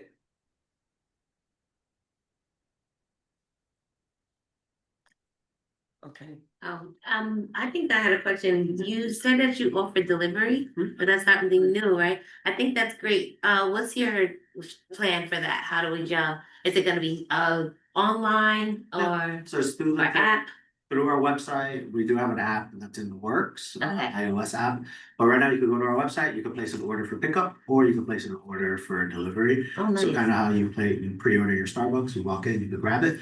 So we have a lot of customers that take advantage of that. And our delivery radius is essentially northern Manhattan, south of the Bronx. And we do go to the southern part of Manhattan, but the distance is a little restricted. Okay. But yeah, it's all done. It's within the RPOS platform. All right, but the grab and go, people will still have to show their ID and we gotta make sure that the customer is grabbing there and not just, yeah, it's me, I'm the one that called and they just grab No, and when they walk in, their ID. with their name, Correct. with their, they'll match it with you have, okay. And for deliveries, you have to show ID prior to releasing. So Right, that's that's it. another thing, when they do the place it online, how do they upload the ID? Yeah, you scan it you take a picture of it, it gets scanned into the POS for age verification purposes, and then their product is delivered. Okay. Yeah, I was gonna ask about delivery, which is gonna be new to your business right now. It's on, yeah. And we're Okay. already doing it, but it's one of the newer things that we added on. Okay, very good. I don't think I have any other questions simply because as stated, you're coming before us again. You definitely have been a community partner. I know that the precinct doesn't have an issue with you. Right. They know you well in a good way. And which is always of concern to us to make sure that things are run well so that people feel safe. And like I said, you've been attending our meetings and sharing, and we want to encourage you to continue doing that. And as you see more people coming into the community, maybe you'll be like I want to say, a big brother and help them come along and do well. They can learn by your example. Because at the end of the day, we want good actors in our community because we deserve it. Yeah. So I thought I heard a voice online.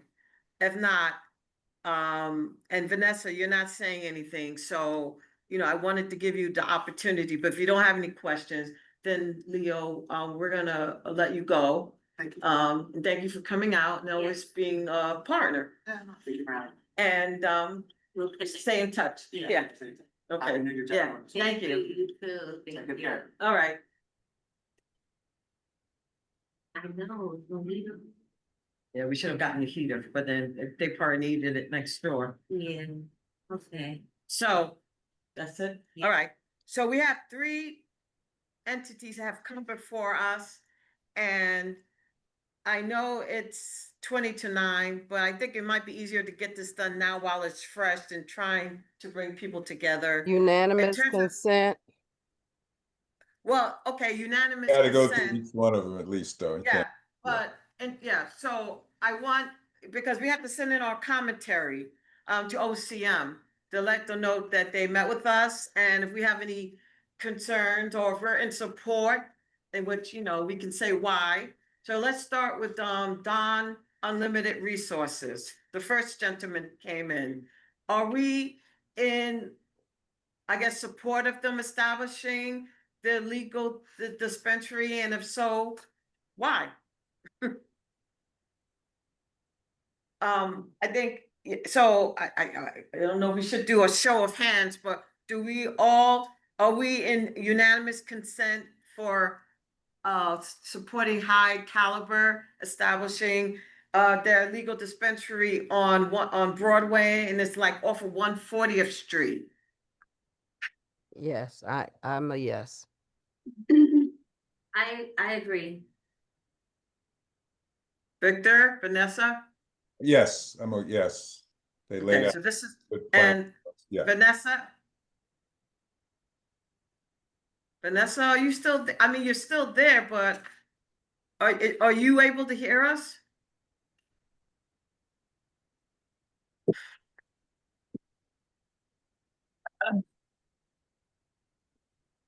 Yes, Hello? yes, Thank can you hear me? Yeah, now we can hear you. So the first gentleman, Donnell from Donnell Resources Unlimited, is that what they call themselves? Yeah. Are you in the mindset that we want to support them establishing their dispensary on Broadway? I'm not against the one on Broadway. Okay, so we have 3 yeses. Oh, so 4 yeses, right? Because there's 4 of us. Unanimous. Okay, and 5 of us, do you- if you count Victor. There's 5 of oh, us. sorry, Then slide. math wasn't my strong suit. No, I'm only kidding. And we want to support them. Do we want to add why? I mean, I could throw out, he's a legacy, so I think that that's important. Yeah, I think legacy operators are important. That's what this, a huge chunk of this entire program is about. And I would agree that that should be mentioned, that we're happy to have a legacy operator that was able to get his license and to be, I'll lock up. Hold up. So the office, you're gonna shut the office down? Yeah. Okay, I'll lock up here. I have the keys. Okay. All right. Have a good night. All right. Good night. All right, go ahead. I'm sorry, Daria. that's it. Just that, we're happy to have a legacy operator to be able to obtain his license and happy to have him in the neighborhood. I wish it was somebody who actually was from the neighborhood, but you know, Right, he's honestly, horrible. a lot of the people around here, we do know the one young man that was trying to get it, he kind of jumped the gun. But other than that, a lot of the people in the neighborhood, the legacy people don't, they're just not going to go through the paperwork because they're not. Stop, monkey, stop. Okay, well, So yeah, I hear you, and there you go. yeah. Victor, not did you the want to legacy. Victor, did you want to add anything?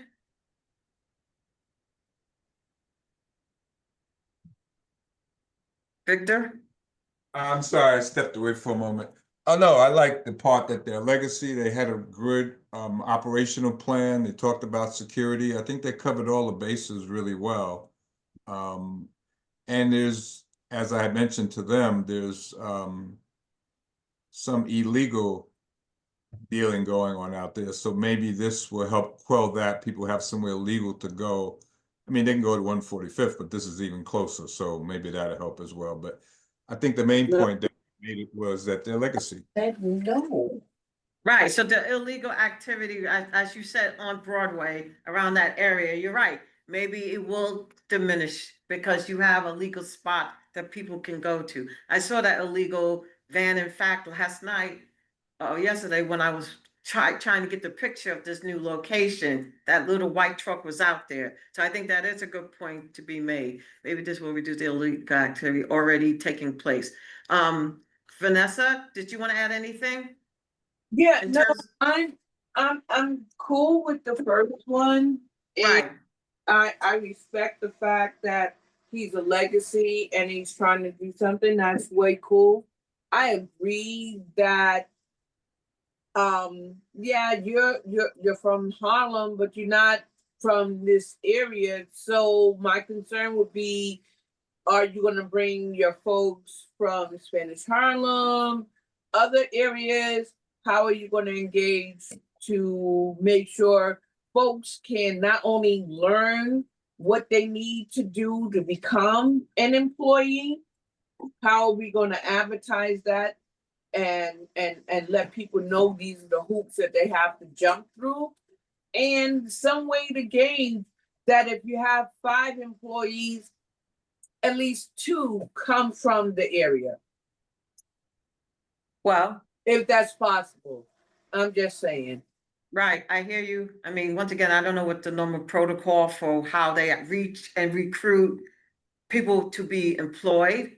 Yeah, I don't any I of don't us. know how much, I don't know how much say we have in that, though. I think we made it very clear we would like to see local people work in the dispensary, but those local people have to take the steps needed to make them eligible to be employed. And I'm assuming if they do the training that they're supposed to do, then they will be knowledgeable in terms of looking and searching of for places where they could be employed. What I'm thinking is that I wonder if they can promote somehow that they're looking to hire. I Maybe we guess can that encourage them to do that. that would be that's my question. How do we put the information out there so that Jenny from the block that's been selling for 20 years can know that there's a way to become legit? I guess that's all I'm saying, I guess. So I think that the gentleman that was here earlier, Alexander Fagan, I think it was his name, said that that's something that they are very focused on doing because of his experience with other legal establishments and having also been on on the board of OCM. So I think because of his experience and knowledge, and they heard our concern, I think that they will work to make sure that people in our local area, people from our community have a chance to work there. I don't doubt that because I think and believe that that is their focus.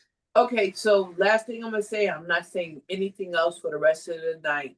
Well, no, we don't No. want you to be quiet for the rest of the night, but we No. want to hear your comments about this so then we can move on. Right. So here, I guess my question is for us is how do we ensure that information is being put out there to let people know, hey, if you want to work here, here's what you need to do. And open up that arena for the folks that are looking to say, I want legit, I want to be able to have insurance for health and, you know, things that you don't get when you're not legit. That's part of education, and we actually had a forum. What was that, a year ago? We have to do more this than point. a forum. Well, but we're the community board. Right. We advocate, we connect, we disseminate as much as we can, but there, you know, again, we can't do everything. No, We we can do can't. our best. have We did a forum, we invite people to come out and No, that kind of we have thing, to. but Okay, I just perhaps believe even in to your point, Vanessa, using the kiosk or something like that. But unfortunately, you know, it's not our job to do everything. It is our job um to as much as we can to advocate and to disseminate. But it is but not our job to do everything. no, and we can't do everything, and that's not what I'm advocating for. What I'm advocating for is how do we, as the community board, working with these entities that want to open up businesses in our communities, work together, if it's just with them, with the city, with whomever, we need to do better than a kiosk to get the information out to the guys and the gals that are working on the corner, because they ain't seen the kiosk or they're not getting The it. kiosks are on the corner. And but we're, there's 50 of us. So everybody is definitely welcome to get out there and pass out flyers or whatever. Every initiative, that's the reason why we are on the board, is because we're willing to come to the meetings. We're willing to go out and have a forum. We're willing to go talk to our neighbors. That's what we do. So Okay. if you don't, if I think a forum is a big thing. We had a very nice forum at the forum. I think Yeah. the kiosks are on the corner where the corner boys would be. But if those aren't enough, then every individual is definitely invited and maybe even expected to go and disseminate that information themselves. So perhaps that's something that you might have to do yourself. I Because respectfully legally, hearing they it at can't. the end of that conversation, because I know it takes more than putting up flyers on a community board. So I'm being quiet now so we can move on to the next thing. Well, Shantae, what were you gonna say? And then I'll add one little thing and let's move on to No, then no, the no, next one. okay. No, go ahead. I was gonna say legally, you can't advertise and say, hey, we're hiring at this dispensary on anything locally or community based. You can't do it like that. Well, So not that. if somebody like Jenny from the block who was selling weed, Jenny would have to go into the dispensary and ask, how am I able to get a position here? And they would have to relay that How do information. we let them know that they can do that besides them walking in? So that's why I'm saying put a period at the end of my question and Okay. move on. But Yeah. they can advertise really quickly. They can advertise on the kiosk the trainings that would put Yes, them, that's what I that would mean. make them qualified to do Yeah. it. And I'm very sorry, y'all. It's 6 minutes until 9, and I have to be up at 3 a.m. to go to work. So I'm gonna have to sign off. My vote for all three is yes, Okay. Yes. but I gotta sign off, and I'm so sorry I have to. But Okay. good night, everybody, and Night. Thank you, good work, Daria. everybody. Thank you. Have a Okay. good night. Thank you. Okay. You too. Safe travels. Good night. Thank you. Yes, safe travels indeed. Thank you, Daria. And nothing special you want to say before, except yes, like nothing to add so that when we write our No, comments. just a yes. Okay. Thank Okay, you. thank you. All right. All right, so the next one, High Caliber was the one with the gentleman who was sitting here, Muhammad. Was his name Muhammad? Muhammad. Okay, so I know that I'm a yes. What are you? I am a yes. I'm just a little concerned about his experience. If he could possibly provide what in detail is he gonna do to learn more about his products besides the consumption use? Because I consume cannabis too, and I thought that, oh, I should know about cannabis, I could sell it. But no, there's a lot that comes with that. So I think other than that, everything else was fine. But I think if he would just give us in a little bit more detail how he is going to learn his product, how does he plan on teaching, what steps is he going to take for him and his staff to learn about cultivating cannabis? Right. I don't know. I mean, once again, because he has prior experience as a business person in our community, we know he has the business experience in terms of running Yeah. a business legally. Maybe in terms of all the nuances around cannabis. I got the impression that he was willing to learn so that he could be successful. Because if he doesn't know, then he doesn't know how to promote his product. Right. So, I mean, that's the impression I got. Mhm. And he's running businesses that you frequented, and those businesses that you've gone to, what was your impression of how his business was run? I mean, so they've always been successful, never been a problem. Mhm. It's just the basics, the store. You know what I mean? this right next to the fish market. That's his whole family, you know, on 125th and St. Nicholas, where CNC Fish Market is. That's the Jack Rabbit or something that's in the middle there. Old school people used to call it that. Okay, Yeah, the Yeah. Jacks or something like that. okay, so those are his people. Okay, got it, Yeah. got it. So, They've been and they one of the uncles live in my building. okay, got you, got you. Yeah. All right. Victor? So, Oh, sorry, Vanessa, and then Vanessa, then Victor. no, Go ahead. Victor first. Always homage to the king. Well, we can change it up, Vanessa. Just go ahead. Why don't you go? So I'm going to say the fact that they have what they own C to C, or I think, yeah. No, they're next door to CNC. Their family owns that middle store. So the Chipotle, the fish market, that store, That little, like, is it the a, building, and then Manners. the okay, bodega. Well, they're not bodega. Bodega is Hispanic. They Well, listen, bodega, my bodega is owned by Yemenites, so bodega Yeah, is a so, bodega. okay. got you. Okay, yeah, that little spot next to, cause isn't it also a So fast it's food spot? a Chinese bodega. food? No, it's Chipotle. Yeah, Chipotle, the Right. Chinese spot. Then it's And the then- fish market, and then it's them. them. Okay, got And it. then there's a building, Right. and then there's Manners. Got it, yeah, right in Right. front of the bus stop. Right, Okay, right. so, And- go ahead, Vanessa. I think it's a stretch from going from a bodega to cannabis, and it sounds like he's trying to get his feet wet. And I don't have a problem with that because business is business. I think he's got a learning curve, and I'm kind of concerned about us being the experiment. Okay. And that's my feeling from a business standpoint. I'm like, okay, you are doing this, but this is something new, and endeavors are great. I don't have a problem. I have questions, but I don't have a problem.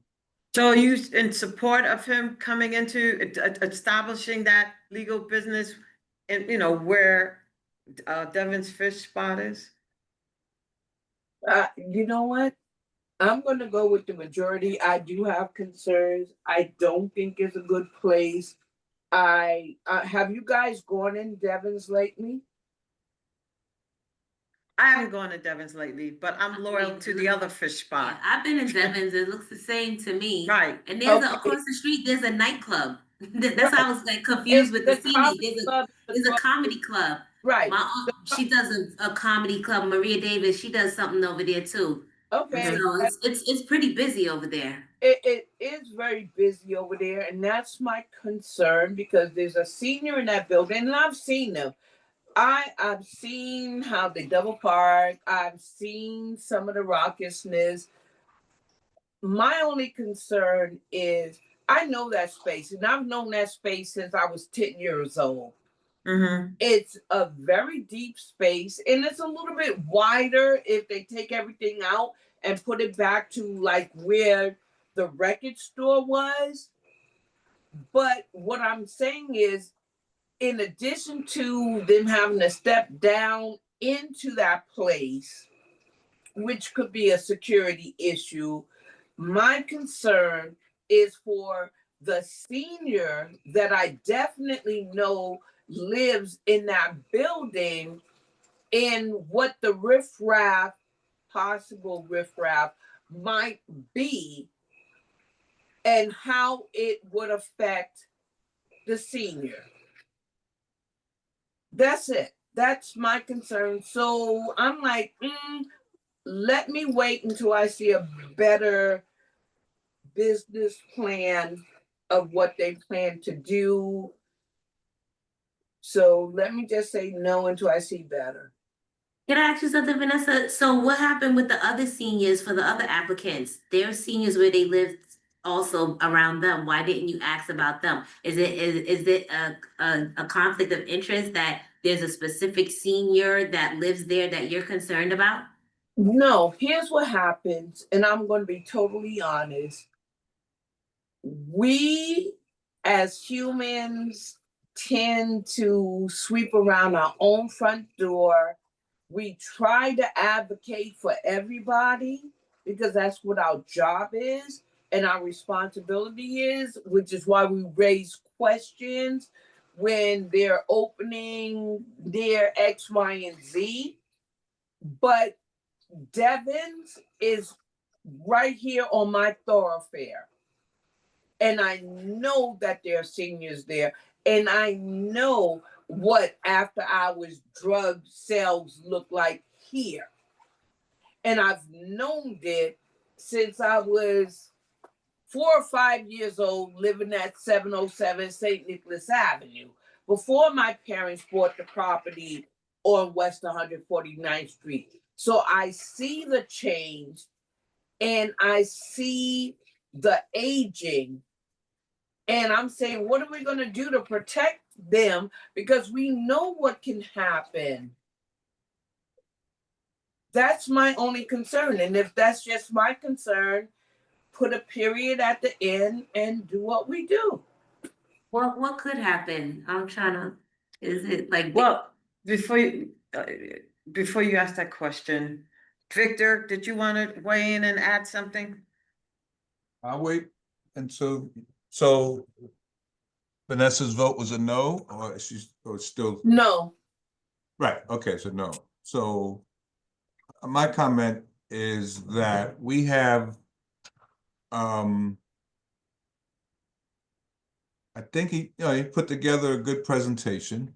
Yes. I think one of the pluses is his attorney is dealing with 1/3, he claims 1/3 of the dispensaries in either in the area or New York State. I can't remember New York City. I forgot exactly what it was. Who will able, to be able to guide him based on his experience with other locations to make this thing, right. Security is always an issue, but we must be mindful that people going to dispensaries, by and large, are not the riffraffs on the corner. Right. They are still going to the spots in the neighborhood that exist, and they always will exist. I see them. Yeah. I see them daily going to the spots. They're not going to pay that higher price that they can't afford it. Right. So my point there is, I don't think you're going to get the riffraff that you see in the neighborhood going there. And that is based on what I see at the dispensary of 145th, which I pass every day. I look at the people going in there. It's not the guys on the corner that I know, on the different corners that are going in there. It's business people, it's legitimate looking people. That's what you're getting. They're still going to go to their spots because it's cheaper. They know the guys. So I'm not as concerned with the riffraff. I'm surely going to protect our seniors, but we have seniors in most buildings in the area that, brings concern. So I would vote a yes for this to move forward.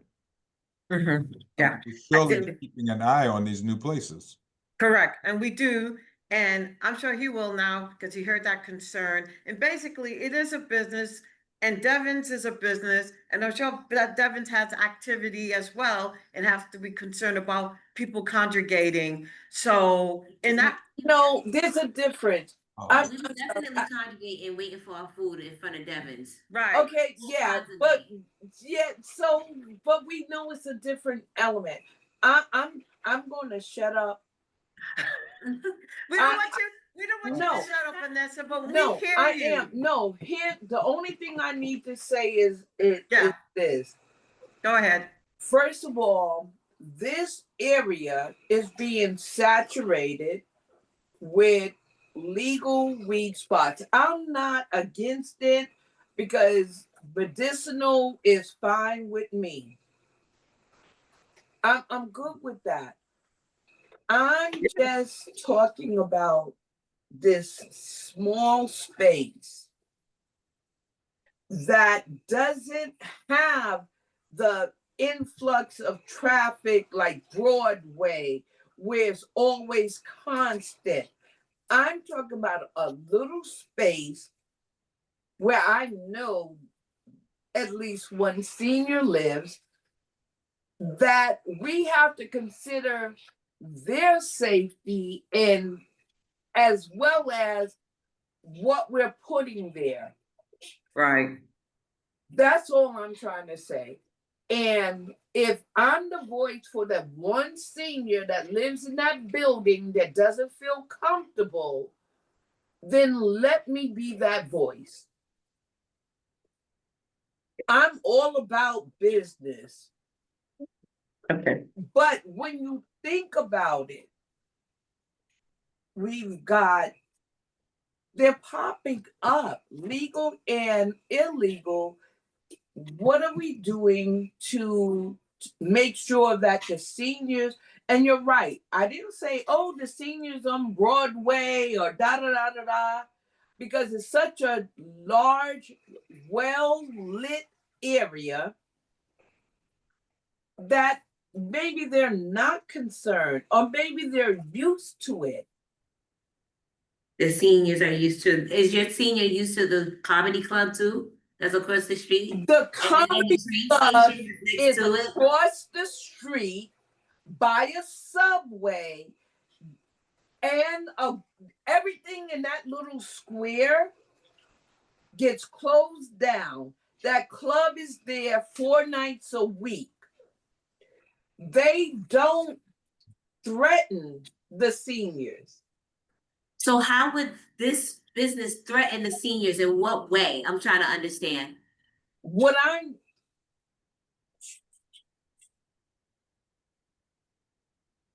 I don't know the same way you don't know what can and cannot happen.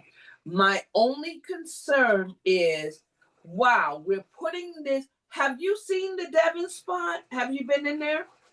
Thousands of times. Okay, so you know it's a long, narrow spot. And you know, just like with Devon's, they will double park their cars. I don't care about double park cars. I don't in this area. What I do care about are the folks that linger. What I do care about are the unscrupulous people who might see, oh, this doesn't look like something that I can't break into if I go in through here or there. That's my only concern. And maybe that's far-fetched, but it should be considered. I mean, he answered that question though, because he said through OCM that that's their standard, that the security that's required. Like they can't do anything without security. They can't open a business. They can't even have that business unless there's security there. When they're closed. When they're closed, they're not gonna have. They're not supposed to have. I don't think their product like it's a rotation daily of like transporting product. So maybe that might be one of your questions, like, is there a transportation of daily product or some type of product and what's the safety procedures for it? So that way, I if don't the care seniors about may the be walking down the street, they don't get knocked over and while they're, I don't know. I only care about the security of the people who are seniors that live right next door. Right. Period. So let's go on to the next thing, put a period at this. Okay, we'll make a note that, you know, there's one no and a concern about the security. And I guess, I don't know if your concern is the security outside the area versus inside. But I know they spoke to the security piece and they submitted a two pages detailing how they would address those security concerns. They were pretty thorough in terms of that. So. And then engages how they're going to protect the residents of the buildings. I'm fine.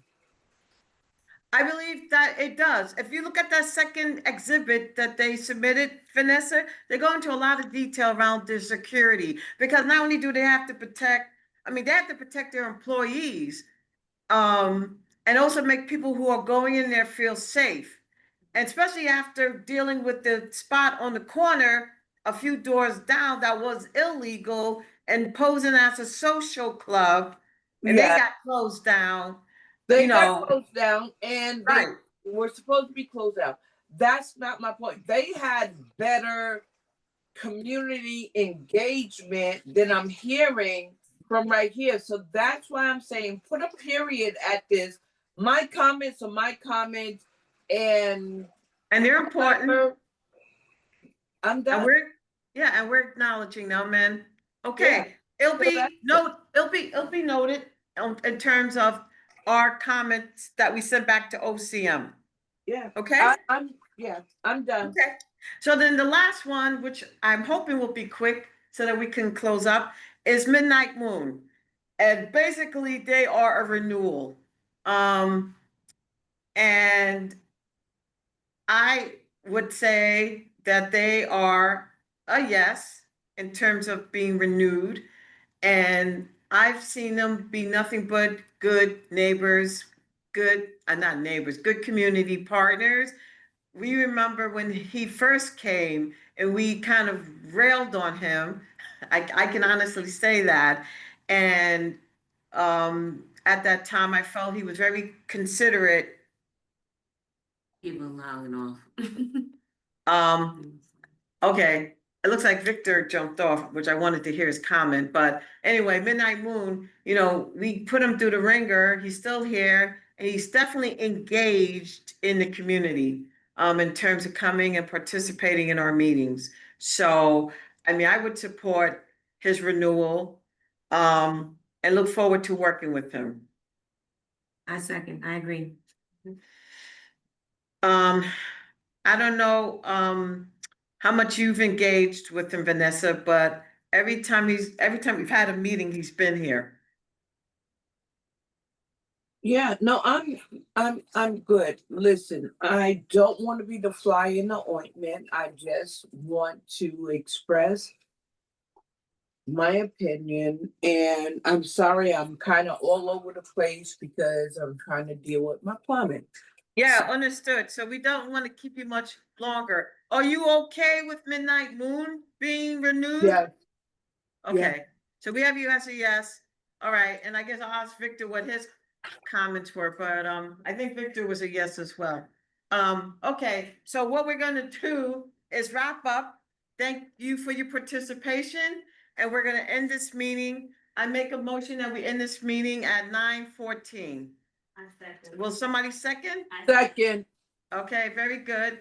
So with that said, ladies or Vanessa, have a good night. Thank you for sharing. Yeah, I'm And sorry sharing if and I caring. was the fly in the ointment. Vanessa, it's good to have all perspectives. Right. That's why we're here, so that we hear everything. And they heard it, and I'm sure they'll go back and think about it. So that's it. So no worries. And we're gonna lock up and go home. Lock up and go home so I can go back to my plumbing. Because in my new life for the next couple of days, I have to run downstairs to potty. Oh, well, wow. I'm sorry to hear that. Yeah, good luck TMI, with but bye. Good luck with that. Yeah, life is life. I wasn't trying to be debatable, just always wanna. Yeah, we're having a discussion. Yes, I'm good with that. I just don't want. I listen. No, we can't even. Don't worry about it. You don't gotta explain yourself no more, girl. I wanna go home. I'm hungry. I know.